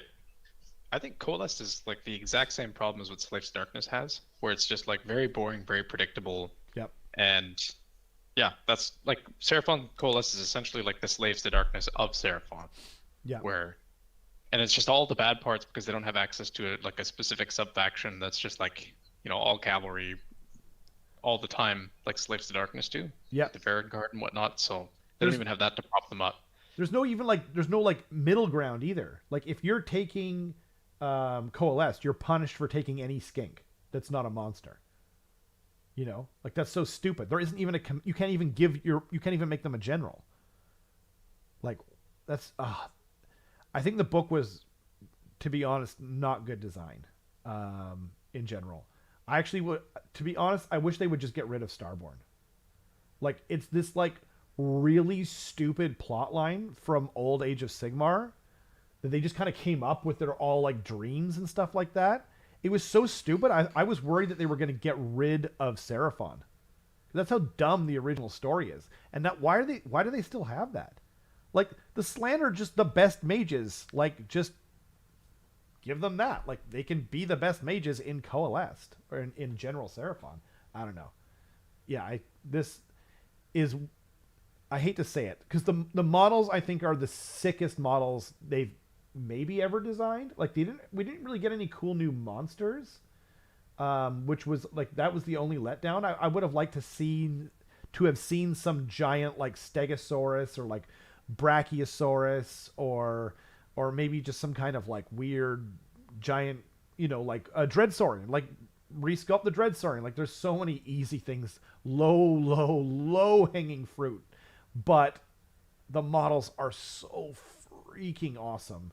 But the rules are poopy in my personal opinion. I think they're bad. I think the Coalesced are bad, and the Starborn are bad in that they're too good, and there's like no middle ground. Yeah, I don't really enjoy playing them. I don't mind playing Coalesced, but yeah, I love painting them though. I absolutely love painting them. Yeah. I feel like if it weren't for like OBR and Null Myriad being like an absolute gate to or like a complete like counter to Starborn, Yeah. then probably Starborn would be like heavily at top tables. And because OBR is becoming less and less popular, I think they're kind of climbing in win rates too. I think they probably are and will continue to. GW changed some rules on both sides, and please, statistic people, separate the two. I would love to see what Coalesced is doing. I bet you they're so bad. I think Coalesced are keeping the win rates, or what's keeping the win rates down, because there's a lot of Timmies who play Seraphon. They're probably one of the most popular Timmy armies out there in terms of like people just like the models and they just want to rock up with dinosaurs. You know what I mean? Might even be like Timmy might even be the wrong word, But anyway. Yeah. And then we got Weird Hollow. I don't know. Do we care? Nope. These models had like zero impact on the game. The Zeech models looked really cool, but I don't even know their rules, and I might not even get a chance to buy them because, yeah, that's how it works with that game. Then we got Nightmare Quest. We got more Stormcast models. I don't remember them, but I did eventually buy the Flesh Eater Quartz guys. Those models are awesome. I've been calling them like monkeys this whole time, and they really do look like baboons, but they're called Offal Hounds, which is so weird. I think they should have been called some kind of baboon or apes, Offal apes. Like that even has better alliteration, Yeah. Huh. The models are really cool, and that's where we first saw some FEC titties. Some weird FEC titties. The models are rad, and there is like there is a use for them. Oh, actually, I didn't remember that they were going to show them here because they didn't with the other guys, the vampires and the corn guys. They're fine. I don't know. Kind of boring, to be honest. Not great. But I don't know. I'm not really into Stormcast, so I'm not the best kind of judge on it.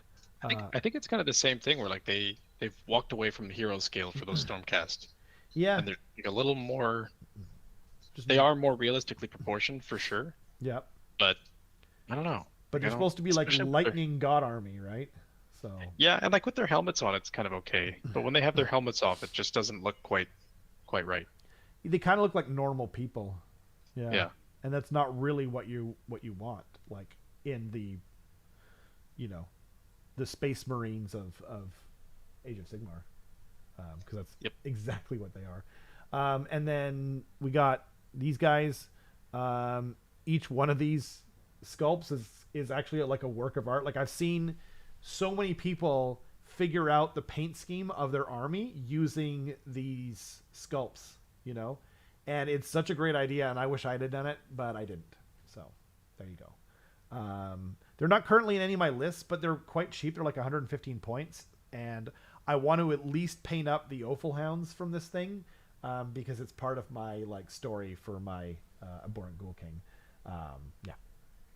And Seraphon came out properly, and we got, literally every. By the way, okay, so this sculpt is amazing. This picture is not good. Like the angle on this is so bad. It makes him look like his chin goes down to that, like the bottom of that necklace. Yeah, he looks like the Jay Leno of freaking Seraphon, and it's just so bad. But the model itself is absolutely awesome. I've already got one painted that's super old, so I didn't get around to painting him real quick, especially because I'm not running Starborn, so he's not like as useful to me. But anyway, yeah.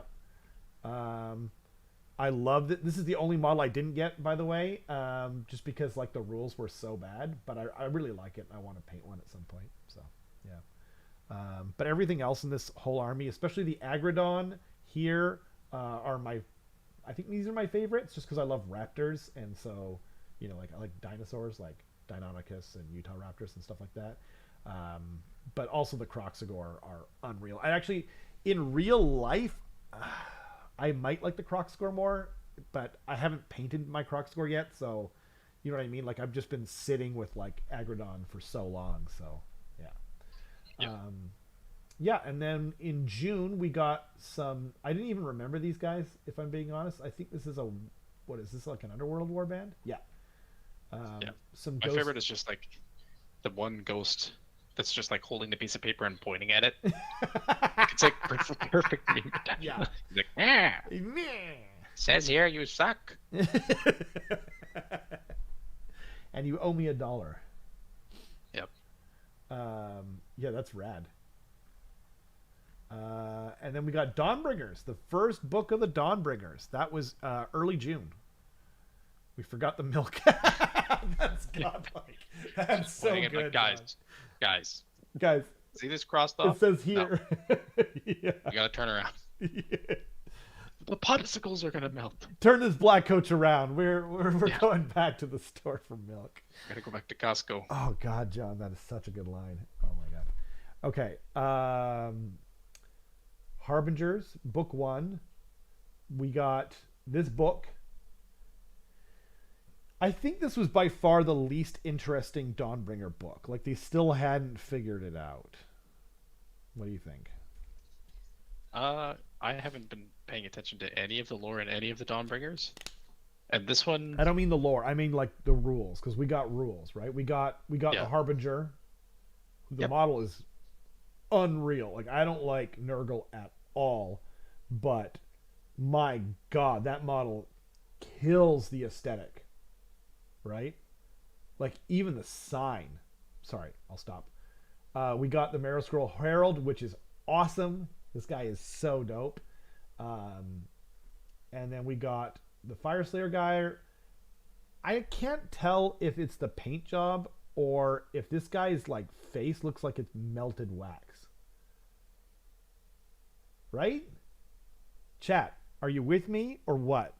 Doesn't this guy look like his face is melting? Like he was left out in the sun? Sorry, stop.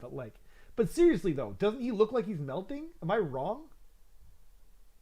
Kind of. Yeah. Okay, if anyone is even just seen this model painted by another person, and again, I seriously doubt it's the because like if you look at the musculature and everything else, the hair, this person is a way better painter than I am. So I think it's some kind of design concept issue. I don't think this is a painting issue, but my god. Yeah. Fire Slayers always need a new hero. They actually don't, John. Maybe you haven't heard about this, but they actually have many foot heroes. Uh, okay, the model is better, says Will. Okay, so okay, cool. So this is you think this is a painting issue? It could also be a picture issue because they are famous for taking bad pictures of their models. Um, so yeah, and then we got the Rabble Razzle. This model is freaking dope. It looks like a huge pain in the ass to paint, but I love it so much. Because I painted the Gobapalooza, and there's another guy, with inside a squig skull. But this guy's even Yep. way cooler looking even than him. Yeah, I love this model. I don't think his rules are great, but yeah. Um, my favorite is obviously the Marrow Scroll Herald, but this is the only model from an army that I collect other than the Rabble Rouser. And, we just got a bunch of new goblins at the time. So the Marrow Scroll Herald really stood out for me. But yeah, they have so many other heroes in the other category. Yeah, exactly. Um, I don't know if this dwarf was even impactful in terms of rules. Like I just didn't even notice him. But yeah.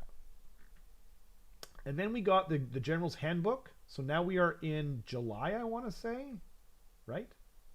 Oh, this all Yeah, I came think out it's at the same beginning of time. July. What's that? Yeah, Is it beginning of July? yeah, Yeah. 8th of July. So I'll It let was you like a start week or off two. this. Sure. Yeah, because you know this one. Yeah. It was like a week or two before the Tacoma Open, and then GW was Right. just like, "Hey guys, we're using the new GHB for this," and everyone's like, what?" Like, like it was chaos. I don't know that that was a good decision. I thought it was a lot of fun. It was Hey, very stressful, and I feel like a lot of people probably didn't like it, but I did. yeah.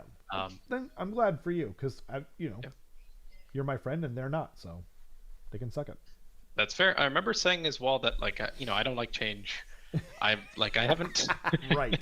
I haven't changed my army in a long time, or like Yeah. my changes are very like tiny. Um, but then this came out and kind of I think unlocked what made my army Good. pretty good, like the Yeah. ability to have Noblars as a screen and whatnot.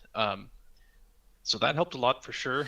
As far as like the General's Handbook itself, again, I think it's the best it's ever been. I agree with you that it's close with the previous GHB. I Yeah. really It's appreciate that really they went close. back to it being once a year. Yeah. And who knows if that's going to be the case for AOS 4. Like when AOS 4 comes out, they might just be like, just kidding, it's every 6 months again. I But think it will yeah, be, and to be honest, I think I prefer it every 6 months just because, like, as someone who plays a lot of games, I get tired of the scenarios before, like, around the 6 month mark is when I'm like, I could really use some new scenarios here. Um, yeah, but I agree. The only thing that's better, that I think is inarguably better about the previous General's Handbook, is how the Galatian veteran fighting in two ranks thing is at least is available. I I think they should have just kept that.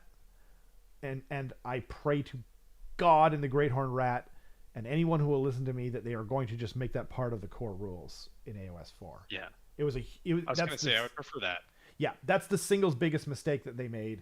And I guess it doesn't really matter, but they didn't keep it in this book. They should have just added it to the general rules as like a part of the season. And then we would have also felt safe about AOS 4. We would have been able to look forward to it even more, right? Yeah, Yeah. Yep, I agree though. I think this is probably the best General's Handbook we've ever had. I think this put Age of Sigmar into my favorite game category, like solidly.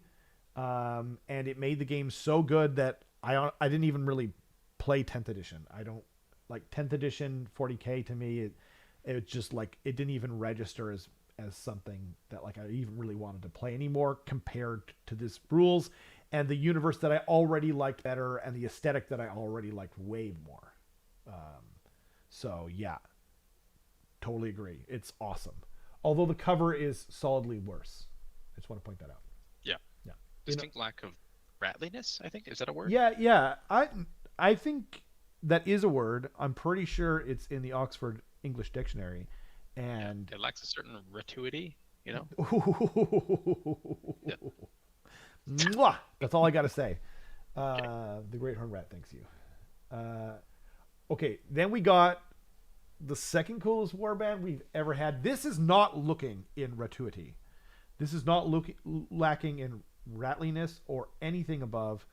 In fact, this thing. So I'm not really a pestilence guy, but this warband was so much fun to paint. Um, I'm not a huge fan of smoke in general, but like, oh man, it was so much fun. I love it. I love these models and very interesting rules, like compelling rules. Not hardly They not still get used. Yeah. they still get used and like, but they're not broken. Like the rules are basically perfect. I think you know. Um, Yeah, it's interesting. It's like a little bite-sized chunk that you can add into your army for a little bit of tech if you want to. yep. And if you don't have space for it, it's not like you're missing out on something huge. Yeah. Exactly. Yeah. Yeah. One of the coolest things they've ever designed. And the Slink Skittershank are also really good. Not as good as these guys and not as interesting as these guys. But I like the models a little bit better. But they didn't come out this year, so I don't get to talk about them. But I did anyway. Cities of Sigmar. Cities of Sigmar, the book, or the box set rather, came out September 9th, as you can see here. I don't know what I think about this army. I haven't played against them yet. I've looked at the rules, extensively, and they might be busted, and they might be fine. They're definitely not easy to play, and I am scared. Yeah, I share those same sentiments for sure. I agree that I don't think they're busted, and I don't think Good. that they're So first of all, you've played way more than I have. You've actually played games against them. only one. Only one. Oh shoot. Okay, fair enough. Yeah. But I have seen, like, I've watched a battle report or two on them. I've seen people talk about them that probably know a lot more about the army than I do. And I think it's one of those armies that's like you're gonna get a lot of people trying a lot of weird stuff that brings the overall army percentage down, and Yeah. you're gonna get some people who have figured out something that works quite well and are just very good players already that are gonna bring the army up. I agree. That being said, I think that these guys are gonna be like just absolutely punishing just below top tables. Yeah. Because I think what's gonna happen is you're gonna have a very good player that picks up this army, and they're gonna figure out like exactly how to deploy, exactly how to play against like their common counters and stuff like that. But if you make one mistake in deployment with these guys, and if your opponent gets like lucky once or like something happens that just like shifts the jigsaw puzzle loose, then you're not going to win the game. And I think that that's going to be the source of a lot of 4-1s as opposed to 5-0s for Cities of Sigmar, Right. because it's so easy to just like knock them loose. It feels like. Right. But if nothing does go wrong, and if they do play it perfectly, then it's like, what do you do against it, right? Yeah. Yeah. Yeah, exactly. And I think they're going to be an extreme noob killer. I think people who are casual or possibly Timmies in general, or people who are not great, and especially people who are new to the game, are going to hate this army. There's already kind of a general dislike of shooting, which I think is a little silly. But then again, I've played both sides of this thing, and I've actually played. another noob killer army. I had Deepkin for the first like two editions, like, or they were at the very end of first edition, like literally the last couple months. But in first when they came out, they were just like, you know, such a noob killer because like if you're not screening and blah blah blah blah blah, you know, you're just. And I think these guys are going to be even worse for that because for me playing Iden Deepkin even from the start, it's like, man, I can move. I can just move around and I can hit things like a scalpel. You know what I mean? And if, you know, I generally had more experience than the people I was playing against, so it kind of created those situations a bit. And this one is like, it's not even like well, if you don't screen or if you don't do this, it's more just like you have to be actively playing well in order to be able to punish them. And as a castle army, they're going to be easy for people to pick up. I just think I think it's going to be an MPE, and I think I think there's going to be a lot of screeching that's going to happen. I think there's one thing. So there's kind of a rumor out there that one of the linchpins of making this so NPE and terrifying is you basically have a spell that makes it so that everything in a 12-inch bubble is dealing mortal wounds on a 6 to hit, and that includes both melee and shooting. Right. And there's kind of a rumor going out there that it's not going to be shooting as well; it's just going to be melee. Oh, really? I didn't hear that. I honestly think that would fix it. I think so too. Yeah. Yeah, I agree. Just because like you shouldn't be dishing out like 10 plus mortal wounds from it's like 38-inch threat range essentially. Yeah. Because that's just kind of like deleting hammer territory where you're like, why are you giving that power to someone? Yeah. But it's still, like that can still be shut down because, let's say you're going second against a corn player and they manage to get 2 blood tithe in their turn or something like that, or like anyone that has an auto unbind, it's like not happening. Yeah. That's the one spell I'm going to deny. That's true. And that's the source of most of your damage. So that's a good point. Goodbye. That's a great point. But then there's, the issue is probably more because like if you rock up against a new corn player, I mean, you know what, the game doesn't get balanced for the newbies, so maybe I shouldn't talk about that. But and it shouldn't be balanced for the newbies. But I think it has to be accessible. Like you have to have a fighting chance playing as Gloomspite gets and like other popular like Seraphon, Coalesced or whatever other popular starting armies against your friends. Like you're like oh look, Warhammer store. I remember Warhammer. You both go in there and you're like, and one guy's like, I like cities, and one other guy's like, I like Coalesced. You know what I mean? Like, why don't we get into this together? And then you go home and you just a few hours later, and the guy's just crying, going, what have I done to you? What is wrong with this game? This sucks. This is BS.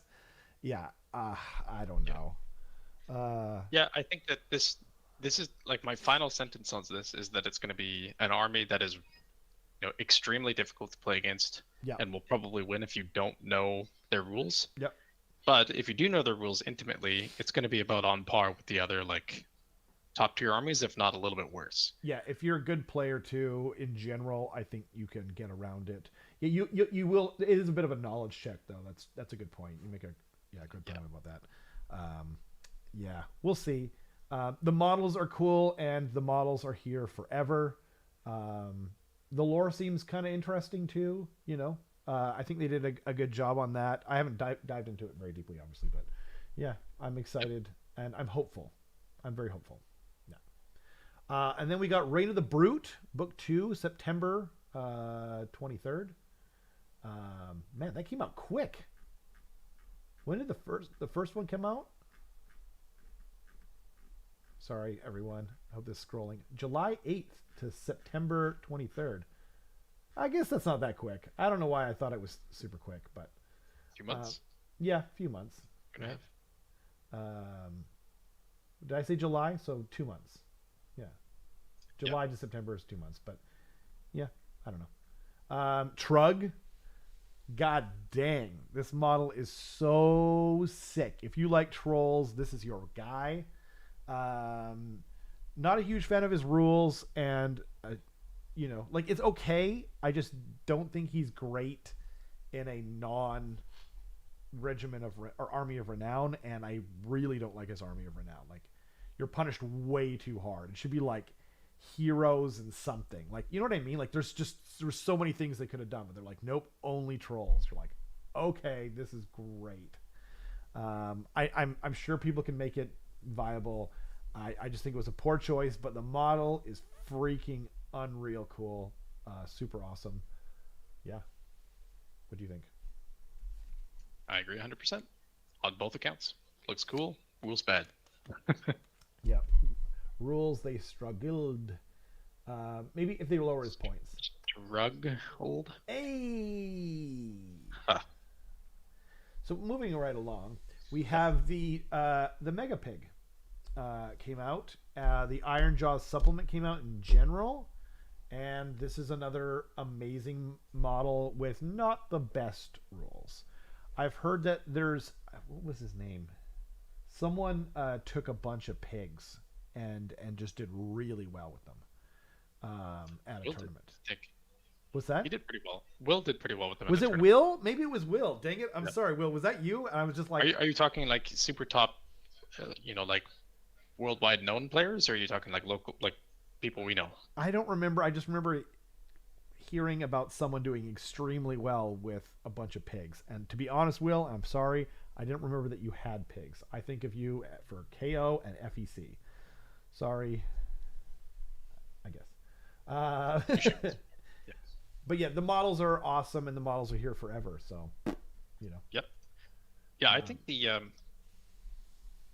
middle pig is bad, just period. I think. Yeah. Yep. The lowest tier pig is quite good in my opinion. Yep. Just because it's like a pretty low cost monster. It can actually deal a decent amount of damage, and it has a pretty good monstrous action. Battle line. It's quite Battle line. cheap. Yeah, you compare it to like a Stegodon, it's actually way better. Yep. And then the top tier, like the boss, mega boss pig or whatever it is. Yep. His rules are fine. I think it's pretty good, but he's just too overcosted, and that Yep. can be fixed easily by points. So Super easy to fix by points, and like it's the same thing with like the Abhorrent Gold King on Terrorgeist and a few other things, out there. So, yep. But all the models are rad, especially the Ard Boys. To be honest, like actually I think I like them more than the Mega Pig, just because I don't know, they're just so freaking in character, and yeah. Yeah, I love how they look. They look fantastic, but But rules wise, yeah, I think that they need to stop making Chaos Warrior clones, yeah, essentially, so where it's like true. 2 wound, decent save, spear versus like 1-inch weapon choice. Like it's stop.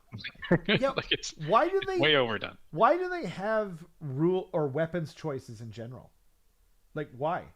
Because like they don't do it in FEC, they don't do it in Soulblight Gravelords. You just get like different weapons that come with it, and then they have a profile, and you don't need to worry about it. So you can just add variety, and it's a better life. I yeah, totally with you. I think they should just like, yeah. Anyway, sorry, I'll stop. But At the very least, I kind of wish WYSIWYG would go away when it comes to weapon choices. you Because wish what would go away? WYSIWYG, what you see is what you get. Yeah, totally. Yeah. I think that's like the minimum thing that should happen. And then I agree, it's much more nice when something just like as a weapon type.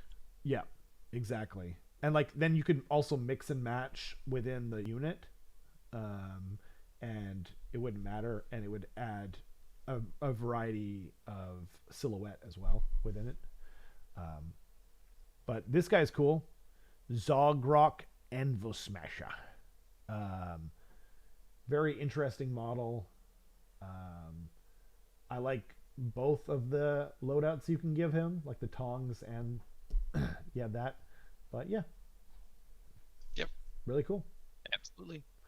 The Cruel Boys finally got a they finally got what's it called, a Vanguard box at the very end of the edition. Like they're the first army that came out. I don't know. I don't know what to tell you. They made some poor choices. it's kind of odd that they have this as like Orc War Clans Vanguard though. Like Yeah. it's Oh, not is that Cool right? Boys Vanguard. Yeah. That's funny. Although I guess like I actually kind of like it. I think because like if let's say they had like a mega boss on foot, a unit of gut rippers. You know what I mean? Like a Yeah. if they just had a mix and match thing, then it wouldn't be for anyone who's not playing Big Wa and happens to need those very things. Um, I think they should just make like an Iron Jaws one too, though.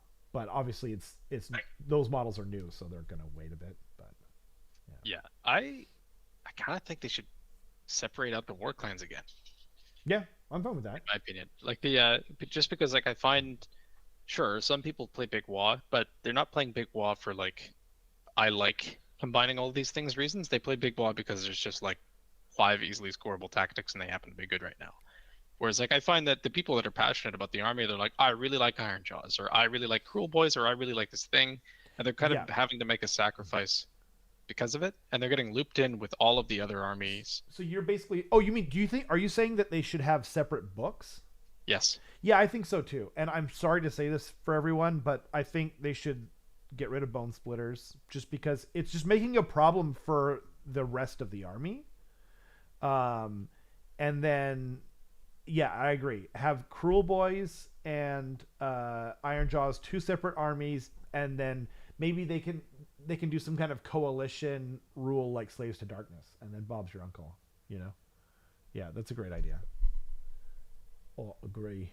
Um, That's got it. That's it, right? Like it's Bone Splitters, Cruel Boys, and Iron Jaws. Those are the yeah, three. and then Big Wa is like the yeah. Yeah, I don't understand why they're not, because it's not You like know there's like what though? six of. You know what though? You know what's kind of funny though is like we're most people I know are asking for a combined dwarf book, so they're saying like it should be like Oryx, and then now we're going like, you No, know, I disagree with that. Like yeah, that's hard fair. disagree. Yeah, I mean, wait, so you're saying you disagree with having a combined dwarf book? Yeah. Yeah, fair. I don't know. And Will said this Vanguard box is just part of Dominion. I think this is the multi-part kit though. Actually, it is the multi-part kit because they're clearly holding the hand weapons and um, the bolt boys are the full kit anyway. The beast killer bow only has one build. There's like no extra parts in there. You can't even give anyone a different head. And yeah, but you're not wrong. And I think that the Killaboss on Great Nashtooth and the Belchabana guy, I think they come on one sprue. So, but yeah, that's definitely from the Dominion box. Um, and Dominion boxes are a dime a dozen now. October 21st is the Death Gorge. So you got the Slanesh guys and you got the Einith Deepkin models. You know, I just finished saying how awesome they sculpt female elves, but this one is the exception. I think this is a very. She's so weird. Her proportions, like, and so are these guys. Both of them. I actually don't like these sculpts, but the Kraken guy is so rad that I almost bought it just for the Kraken guy. Yeah. Yeah. Oh, you just want Big Wa, no sub factions. Huh. I mean, I guess they could have Big Wa could be. I mean, I don't personally feel that way, and I know Carson doesn't obviously because he was just saying so. But I mean, I guess what you could do is you could just have like you could have the sub factions be the different clans or something. I don't know. Anyway, the Hunter and the Hunted. We got these amazing, amazing cities of Sigmar models with a bunch of English like bulldogs and whatnot. They're super cool, and I think they're dope. I think I like every model in here. You know, One thing that I appreciate about this, and it's prevalent in the rest of the cities line too, I know what you're gonna is say. I know what They you're got gonna. fat guys. Yeah, exactly. Yeah. Eric talks about it so much. He's like, "There's so many awesome fat guys in this army." I'm just like, God dang. Yeah. Yeah. You're so right, though. Yeah, I totally agree. You got to have like, I mean, ogres are like, like, but they're ogres, right? Yeah. Whereas like you don't feel represented. You know what I mean? As like a guy with like a gut on myself. So like, whereas here it's like, no, these are me, the army. Like if I cared about that, I would totally play them. Do it like how the Skaven did it. Yeah, totally. Actually, that's a good point. John makes actually that's a great suggestion. If they wanted to keep the book the same, just do it like Skaven. You can take them. Yeah, that's actually a great idea. Just don't have any sub factions, huh?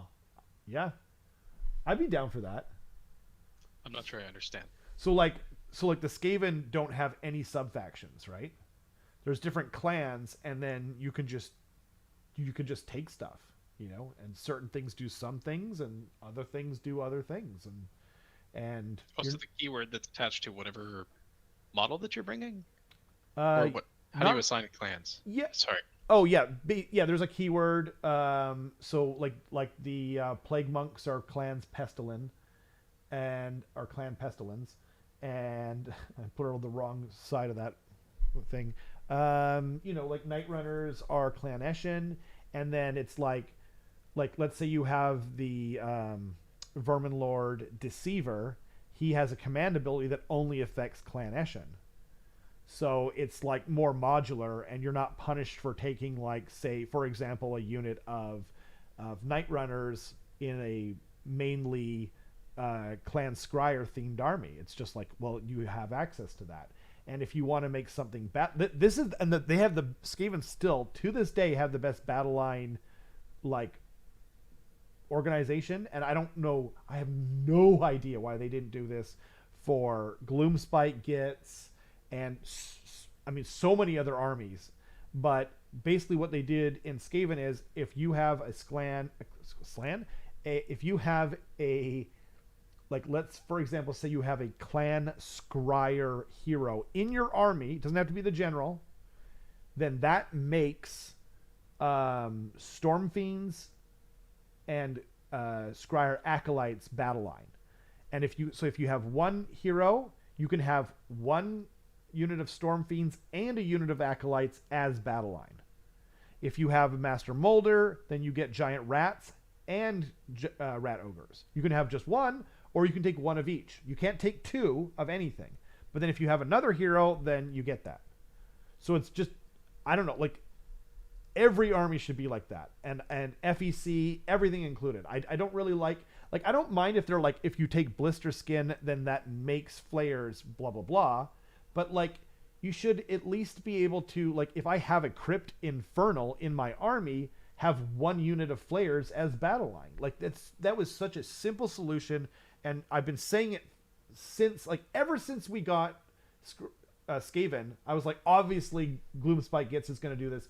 Obviously everyone's going to do it, and then no one has done it since, and it's like one of the best designs they ever came up with. I'm sorry, ran over. John, it's your fault. You brought it out of me, and I regret nothing. The Gorger Maw Pack. So I think what you were saying is that this model right here is a female model? Front right. On the front right? Oh, the far right? Front right. Oh, front right. This model here? It's very delayed. Oh, right. Sorry, the one going like so, this. Yeah. Okay. That's the Howler. Yeah. That's the Howler. And Yep. is the Howler like the leader? No, right? No, the Howler is like the special model that turns off commands on a 5-up. Oh, so it's within like 12. a band. It's like the alternate to having like a musician or something like that. Yeah. Yep. Whoa. Okay. I did not know. I mean, yeah, she's awesome. She's freaking. Yep. Actually, I think she's the coolest model in that unit. I like this guy. I like who I'm assuming is the champion with the double hammer. Yeah. I think I don't know if you. I don't want to put words in your mouth. Who's your favorite model in that unit? I think it's also the Howler. To be You honest. think it's the Howler? Yeah. Yeah. Howler or who? Pose. Sorry. Howler or who? Who would be your favorite if it wasn't the Howler? Oh, if it wasn't the Howler. Because I also like Big Hammer Guy. I I kind of like the guy who's like clawing up like this. Bottom left. Um, yeah, bottom left. Yeah. Just because he. So when you look at the model, like he's got like blood flowing out of his mouth, and Oh. also if you look at the old Gorger model, it's kind of a callback to it, where Oh, it's like cool. doing the same pose. Yeah. So I appreciate that. Yeah, I and it, really. Oh, sorry.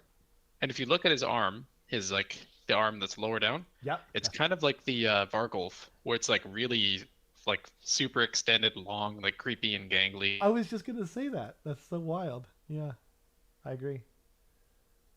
They're all dope though. This model, these are the best new ogre models they've made in a long time. Hopefully, they make more ogre models. I know you don't feel that way, but I just want to represent for ogres. I hope they don't refresh like the core battle line stuff. I don't think they Nope, really need to. I agree. But I think like yeah, redo Yetis, redo Man Eaters, redo Frost Sabers, a bunch of the Resin Heroes. That would be great. Like there's plenty of things that they could redo, 100%. And then adding more stuff is always fine too. I Yeah, like that. the ogres. Some people get mad when I say this, but I think ogres kind of deserve it. They're a popular army. They're an army that makes them a good amount of money, and so therefore I think GW would be wise to invest in it. And I actually want to see them, yeah, like everything you just said, and I would like to see like one or two new units for Beast Claw Raiders. Like, Or a named hero.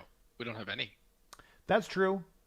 Yeah. I and if they do come out with a named hero, make another sculpt so that you can use him as a general hero, please. Yeah. You know what would be like really low hanging fruit is a named hero or a hero on the Saber Wolf, Claw Pack, whatever they're called. What are they called? You know what I mean? What are the guys that used to come in the start collecting set with the Stonehorn? Oh, Mornfang. Mornfang, thank you. Yeah, yeah, Mornfang hero Hero would be on awesome. Mornfang and give a hero or a named character version. Like it's so low hanging, it's crazy. You know? Yeah. John says I hate intruding so much, but Yetis would be nice to revamp. Absolutely. You're not Yes. intruding at all. Yeah. Yes. Yeah, they need it. You know what I would actually? Okay. So Yetis, right? Yetis need it. And are Yetis a part of? These Uh, collaborators? yeah, I think so. they should Let me be. check. But okay, so they redo Yetis, right? Okay. You ready? Then, then the named hero, Wendigo. Come on, like a giant like Yeti. Like picture. Do you remember Wendigo from that fights Wolverine in the Spider-Man comics? Okay, I'll pull it up. I don't read comics. I'm sorry. That's fair. That makes you a bad person, but Yeah, I know it does. yeah. I'm sorry.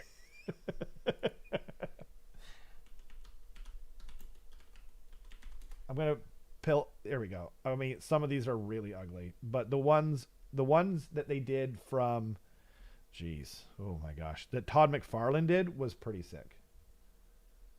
This one isn't that bad, and it's actually not Todd McFarlane, but I'll pull up this one because open in open. Where's open image in new tab? There we go. Can you guys see this? Just like some giant, like, you know what I mean? Like, and get weird with it. Like, it doesn't, obviously not this, but like, this is just like kind of what I'm thinking of. You know what I mean? When I say named character Wendigo. And for those that don't know, a Wendigo is a like Canadian Bigfoot myth, but it's like a snow one, a snow version. It's a no, it's not. Well, Wendigo. it depends on like I It's a mean Native American it is folklore a for native. I know I'm super it's like simplifying it, but it's like if someone well like the super simple version is like if someone is a cannibal and he eats someone else, then they basically get like the Wendigo curse, I think, oh and that turns them into like an awful like skinwalker horrible monster oh thing. Yeah. huh that's that's I didn't know that actually, so I'm an idiot. Don't listen to me, but maybe not that then, but basically like some badass giant snow It, yeti kind of thing would be dope. it Yeah. actually works too because apparently like the victims. I'm reading a little excerpt now. Like victims Okay. of the Wendigo curse have a feeling of insatiable hunger, which is Oh, like yeah, a great okay. maw. You know, I take it back. I'm not an idiot. I'm a genius. And lucky. Lucky that you looked that up. Um, Need unique ogre before a unique yeti. Lulls. Frost King on bigger Stonehorn. I think it would be have to be on like not a Stonehorn. But Romulan Dog makes a great point. Um, make it bigger, make it bigger. bigger. Like some new. What if? Okay. What about a ogre king, whatever you called it, frost king, on abominable snow beast, and it's just this giant hulking thing, and then he could be higher as well. You know what I mean? And like chains around it, and it's got like big tusks. Call me GW. Call me. Okay, just call me. Not even about this. Just call me. Call me. Uh, call me maybe. Um, these needed such an upgrade model, and they got it. Yeah. Couldn't be more right. We also got these guys. I love the baboons here again. Most of the models are meh. I love the guy stealing a dinosaur egg or whatever that is. I don't mind this guy; he's decent, but the monkeys are where it's at. I didn't realize I was so into monkeys until they made Opal Hounds for FEC and these weird swamp baboons for. I actually think these guys are probably even cooler. But and then we've got the only good Fire Slayer sculpts we've ever seen. Baby Magmadroth, 100% here for that. Yeah, we all are. This is such a hit. It's insane. Like everyone seems to agree that this is just the best thing they've ever done with Fire Slayers. The original Magmadroth is pretty cool. It only has like one sculpt on it, which is a shame. But yeah, I think the skin tone is kind of perfect too, it is where it's like exactly yes. That's what I was burned gonna say. in a way. Yep, totally. It's more into the lore as well. I understand them not repainting all the Fire Slayers. Um, yeah, I like so this guy here, his skin tone the best. Him, him, and her. Right. This is like the old skin tone, and I don't know, like that's just a regular dwarf. Then, why is she even a Fire Slayer, right? Yeah, but and I like this guy's weapon. It's like weird chain whip thingy. Yeah. Oh, and one more. This for ogres would be nice to see the Firebellies family of ogres. Yes, yeah, absolutely. I liked the idea they had, not all of it, but they talked about like doing some kind of like Samoan Firebelly tribe kind of thing on Warhammer Weekly, and the nuts and bolts of that idea I thought was pretty cool. So, yeah, agreed. Then the Full Cities book came out. We've already talked about it ad nauseum, but some absolutely killer freaking diller models in here, especially this one. This is one of the best models they've ever made in like any kind of human form. I like calling it a scorpion lion. It annoys people, and I enjoy that. Yeah, what's not to like about this? Yeah, I agree. cool. 100% agree. Uh, Yeah, and I would say that she is definitely one of the ones, like the female sculpts, that works really well yep, too. I agree. I I think I would like a little more as a general design concept, a little bit more like I would like to be able to tell that they're female. Like so much as the time, like with the corn one. I just mean like silhouette wise. Like I just like if we're gonna talk about representation and whatnot, and people wanting to see themselves in the models, you should be able like you know what I mean. Like you should be able to tell that they're female. Otherwise, you're not getting that part of the equation. Now that's a personal thing. Like a lot of people won't agree, and that's totally fine. I also don't really like eye patches as a general thing on warriors. I know it makes them look more grizzled, but if you've ever, had a sore eye or whatever, and you've ever tried to sword fight with one eye closed, it doesn't work. You become a bad sword fighter because you have zero depth perception. The old blind warrior thing. It doesn't really work in real life.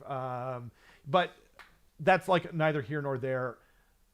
Great flow to the model. You can't see it here, but her like her hair and everything is flowing in this really cool way. Her stance is dope. Her face is awesome. Her armor is cool. And she's my least favorite. Like this Manticore is freaking unreal. Like it's perfect if we're being honest. They should have made another like not named character version of this. I think that was actually a big mistake because now it's like you have to have the rules work on this one model. You don't get two kicks at this can, like you did with like you do with what's the opera singer Avangori guy?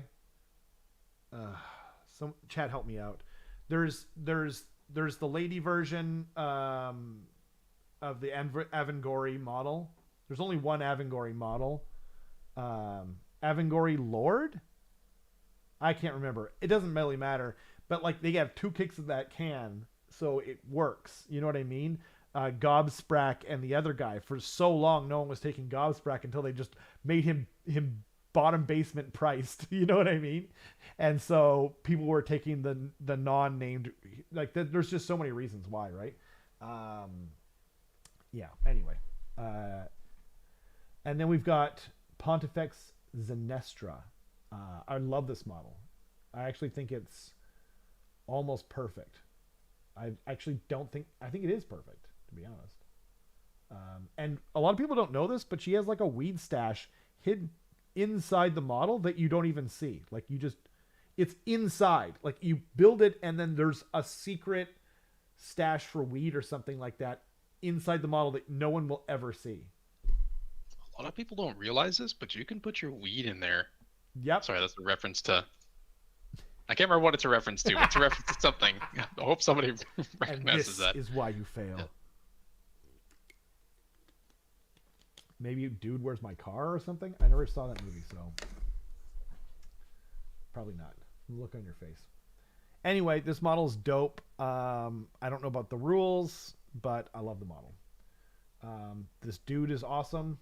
He's on a horse. He looks very downtrodden. He looks like he's, like all these models look like they're just downtrodden. You know what I mean? Like on the frontier. It's actually like very grimdark and very cool. The Ogaron Yeti idea, I'm all aboard. Take my mic. Thank you, Romulan. Yes. Got it. Stash aura 18 inches. God dang, that was good. That was super good. Fusiliers are dope.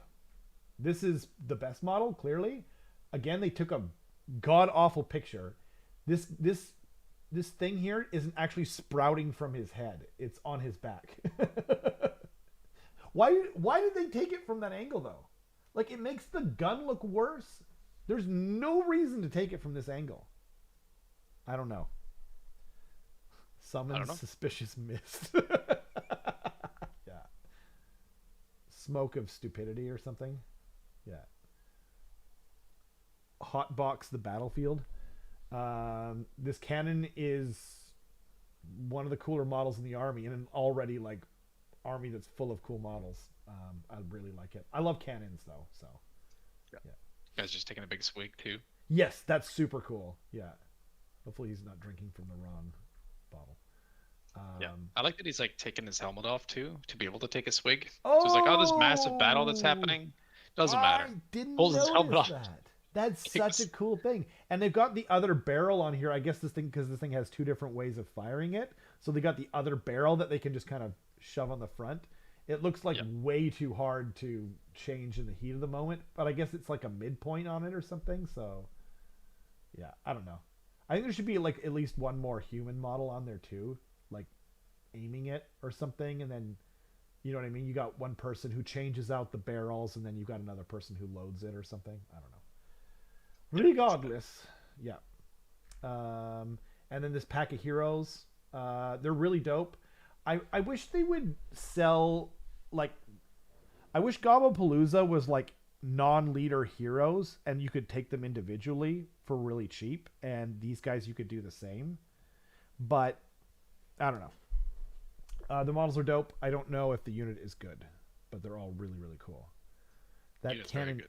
the cannoneer has his priorities in order. Hey, get it? Because orders too. You're on fire. Wrong. Dawnbringer Book 3, The Long Hunt. This is definitely the best Dawnbringer. That unit is busted. Thank you, John. I don't know. I don't remember. I don't remember these things. Anyway, this is the best Dawnbringer book so far. We obviously we have another one to go that we'll probably get in the new year sometime, probably in January, maybe February. But Ionis is easily the coolest Stormcast model they've ever made, in my opinion. I like the. I know like he looks a little too close to a chaplain from 40k for some people. Okay, I don't care. The whole range looks like Space Marines, so I don't know why people are getting super involved now. His cloak is awesome. He's chunky. He's been in the lore from the beginning. My least favorite part of this model is just his mace. I just don't think it's a great looking mace. It's fine. It's just I just don't think it's great. Whereas everything else is, including the little like beard on the dragon and the texture on those wings. Like anyway, I'll stop. But I'm not like a fan of Stormcast at all. I find them very, what's the word? I find them quite like it's like very corporate. It's very kitschy. It's the opposite of art for the most part. Whereas this really brings in the art to me. Yeah, super cool. I wish I had a reason to ally this model into an army just so I could paint it. Yeah. Yeah. Cool. And then we got what was to me an even better model in Belthanos on his giant friggin' like war beetle thingy. This model's way bigger than it looks, and he's rad. I love Kurnoth Hunters are my favorite part of Sylvaneth. He has. Oh, and by the way, Ionis's rules are pretty interesting, and I like that they're starting to figure out the armies of renown. They're not all bad now, like almost untakeable. Yeah, this model's even cooler to me. And then we got, yeah, like these models are all awesome. You know, like truly awesome. I don't even know which one's my favorite. Well, I guess it's the Idneth because I like Idneth, but in terms of the Stormcast, who's your favorite? I think I take the top right guy. I paint the horns in the back as a mustache, and then I green stuff a mustache on him, and he's perfect. I think 100%. that's a female model. Wait, what? Which one? I think Top so. left? Oh, top left. I'm sorry. Yeah. I think it's top right. I could have sworn. Okay, chat. Can you tell me if he actually said top right or not? Because I'm so sorry. Anyway, that's a great idea.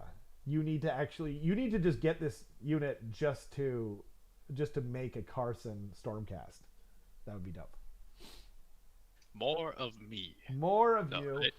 I just like that these units have like something unique to each of them, which is pretty cool. Totally. Like they don't feel like the breaking of the hero scale, like I was saying before.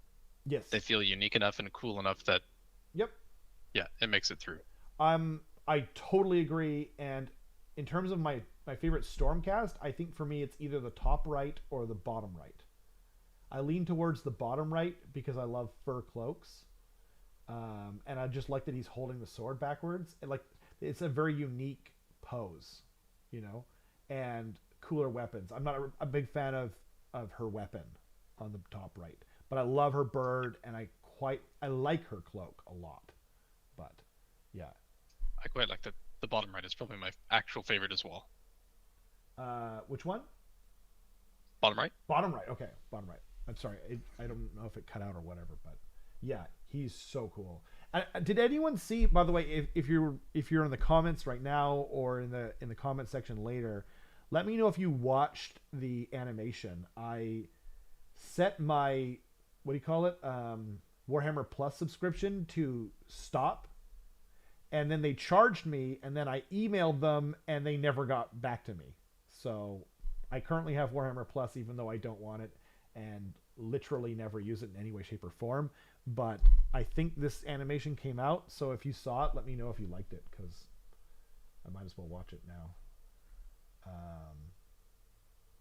Yeah, and then we've got the Vanguard boxes at the end of the year. The Seraphon one is super awesome. I wished I had waited on a couple of things that I ended up, buying individually, right? Had I known, I wouldn't have done that. I wouldn't have bought. I wouldn't have bought like either one of the because I actually have two units of the skink guys, and I have extras of pretty much everything.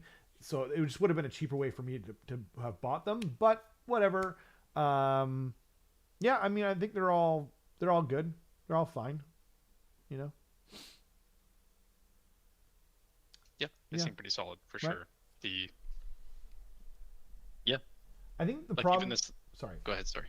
Well, I just think the problem is they keep doing the Blood Knights in everything, and they haven't done Philbats before, so I think that was a good choice. I think they've done the Avangori person a bunch of times, and I can't tell if that. I think those are skeletons, so that's a pretty good choice. The Dire Wolves are new. I don't really. They've done a bunch of OBR, things, so that's whatever. I think the Slaves to Darkness one is kind of interesting because it's I think mostly the units that didn't come in this set, except for the. Is that wrong? I'm making that up. Because the Uh, Ogoroid Therodons came in the box set, right? are you talking that didn't come in the Vanguard or Yeah, didn't come in yeah, the army didn't box? come in the Vanguard. The Vanguard is Chaos Warriors, which are in there.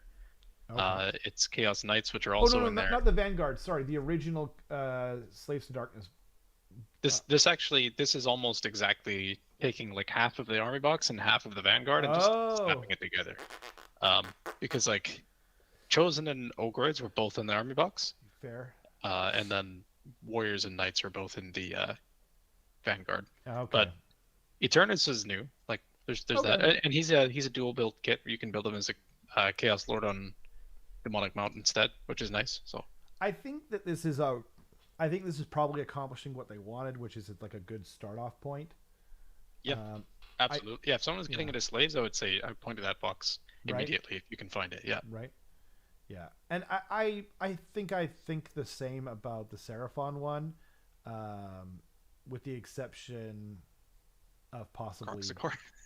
Well, the Croc score are just bad, but the models are so freaking awesome that I think just the only thing that you probably don't want are the chameleon skinks, but there's stuff you can do with them. They're not that bad, and I don't see the Terror Wings in there, even though I'm like 99% sure they're on the same sprue. So maybe they just didn't put them on there or something. I think they're middle left. Oh, are they? Oh, maybe you're right. I can't because of the way the stream is set up. I can't. Middle. Oh yeah, Gotcha. there they are. Okay, you're right. Good. I'm glad that they showed them. Although there's only three of them there, right? Oh yeah, you only get three. I You only get three. That's right. You get three per 10, I think. I'm pretty sure that's right. So yeah. Anyway, um, Christmas Battle Force boxes, and then we got the Flesh Eater Courts box. Um, One of the best boxes they've ever made because like everything in here is cool and fairly useful. Some stuff is a little overpriced probably. Um, like the Vargolf especially, but like it's just such an awesome box. The sculpts are freaking unreal, and I love them to death. And then we got yeah. Actually, sorry, I wanted to check and see if they had anything else there for FEC. Um, what did you think about this release? the FEC box. Yeah. Yeah, And fantastic. FEC in general. I've liked all of the box releases they've done, Yeah, honestly. agree. I think it's a great. I enjoy what the box release is. I just don't like the delay between box release and book release Yeah, thing. I I hate. wish that Yeah, the box release was just there immediately. That'd be nice. I wish that they did the box release and then what 2 weeks. 2 weeks seems reasonable to me. You know. Yeah, Yeah. yeah, I can see that for sure. Um, but yeah, like anything like a month is a little too long, and it's probably going to be a little longer than that. And then there's like this disparity between, yeah, like you already covered it, but like when the rules come out for literally everyone, and then when they come out for like tournaments and organized play, and like there's just so many questions with FAQs and stuff like that. But Yeah, I love the book though. I think it's dope. I really have no idea whether it's going to be strong or even maybe possibly weak. I think a lot of that depends on the FAQs, you know, and how easy it is to get the NDP, the points to get to get your recursion and stuff like that, because the heroes are very easy to kill. So yeah, yeah. yeah, that's true. But this box set is rad. Yeah, I love it to death. Get it? Because they're in death. I raise you from the dead. My dog didn't like that. He doesn't like anything. What else is new? Get up here. Hello, He doesn't Holly. like anything. He hates everything. Except you, clearly. She looks so sweet. No, no, you're mistaken. She's not sweet. She's evil. Look at her. Oh my Look into god. that. Nope, no. Look into the camera. It's Look like into the eyes. looking into it's like looking into the face of death itself. She's really pretty. Can we agree she's pretty? Yeah, I'll agree on that. Yeah, She's cute and she's pretty. how they get you. She's kind of like FEC in a way. You know what I mean? Yeah, yeah. Anyway, I love your dog. Moving right along. We got the Christmas get on the on this giant cave squid guy. He's dope. What can I Yeah, say? looks pretty nice. Yeah. I appreciate the paint job. Like the presents look like they have like a Yes. really nice satin effect on them. Oh my god. Yeah. So I've kind of bagged on some of the paint jobs tonight, and I feel bad that I wasn't the one to point that out. You're absolutely correct. It's so cool. Yeah, the paint job is practically perfect. They outdid themselves. Yeah, and you can use it as a cave squig. Like they made like a legends. They made legends rules for this model, but yeah, you can just use them as a cave squig because I'm almost positive that it will be on the right base size. that would make sense. Yeah. I wonder how well And these things sell. Like what's the yearly gets thing. what's that? So I wonder how well these things sell. Like the kind of I themed. was wondering too Yeah. because I know they actually did like a very similar model in like I want to say 2019 ish. Maybe it was the end of 2018. But maybe 2018 Christmas or 2019 Christmas. That model wasn't done nearly as well. Like this model is basically perfect for what they were trying to do. But yeah, I have no idea. I was wondering the same thing though. Yeah.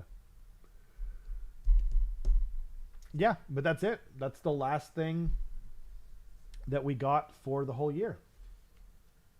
What do you what would you we said we were going to arbitrarily give this year a score out of 10 even though we've never done this before, so we've got nothing to score it against. But we're still going to do this because I don't know. It's fun to torture you. I'm gonna be generous. I'm gonna give it a 9. I was wondering 9 out about of that 10. myself. Yep. 9 out of 10. So, rules, models, releases, everything combined, 9 out of 10. Now, Yeah. how much of that is just because of the GHBs, Carson? Be honest. It's actually not that much. Oh, It's a okay. combination of everything. I'm basically trying to go like 2.5 for just like models and coolness. 2.5 for Oh, them being like supportive and releasing new rules for people. okay. 2.5 for competitive balance, and then 2.5 for I had this in my head just a second ago. Sorry. So wait, so it was models, competitive balance, Community support, community like support. interactivity. Uh huh. Or no, sorry, community support as in sorry, models, competitive balance, new rules, so like keeping it fresh, Yep. and then finally, the fourth one is actually community support, which is basically like them being interactive, like starting to host tournaments. The World Championships that they did this year was like they did do a World Championships last year, but that was the closer of the U.S. Open series. It Yeah. wasn't like pulling everyone from all across the world. They did that for the first time this year, and they're expressing that they want to make it like bigger and expand on it even more next year. I really appreciate that. They seem to be being a little bit more transparent. So Yep. yeah, out of all of that, I'd give it a 9. It seems like they're. It seems like to me this is kind of like the best it's ever been. I So I think it is, and yeah, that's why I'm gonna give it a 9, even though like they're some things kind of rolled back a little bit. Like the balancing has been a little bit swingy, and so I think that's where I would take away points. Um, yeah, yeah. Basically, I was struggling between whether I would take away a half point for like kind of communication, that side of things, the community thing. I think that they're definitely lacking in some ways, but they've made this game my favorite game, like my favorite war game ever created, which is amazing. You know what I mean? I came back into this hobby, to get back into that, something that was, truly that I loved from my childhood, and then and to say that now it's the best it's ever been, that's incredible. And I don't get anything from GW. You know, I wouldn't be surprised if they disliked me. You know what I mean? But I truly think they're killing it, um, especially on the model and release front. You know what I mean? Um, yeah. In fact, the reason I would give them a 9 is because I kind of reject your assertion that like the model releases should be on the same level as community support. You know what I mean?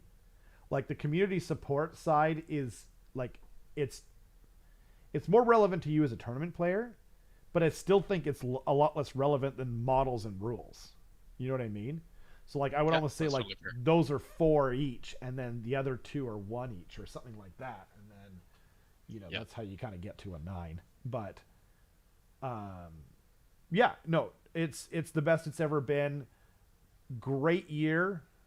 Um, you did fantastic at tournaments, and I really appreciated you joining the channel in such a way that you have. And yeah, here's to here's to another great year. Thanks to everyone for joining in the chat. Any closing thoughts on the year at all? please don't mess it up. Please don't mess it up. Please don't mess up AOS Please don't 4. mess it up. Yeah, Please. Yeah, please don't mess up that's AOS my. 4. We're looking forward to a battle scroll.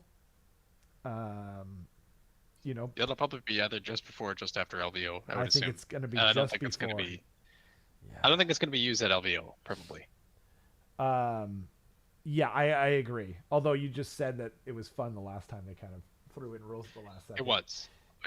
Yes, I would like it to be before LVO. I would like it to like shift everything up and we can Right. play with the new rules, and then LVO is actually relevant.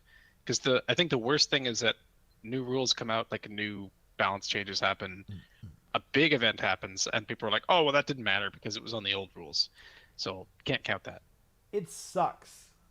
And I don't blame either side. I don't blame the people who are saying who cares, because it is. It's like they're not even wrong. But I also understand the idea that it's a culmination. It's the grand final. But then you got to have the rules come out after that. If they don't come out after that, then it just it just gives more voice to the people who are saying that it doesn't matter. Um, Yeah.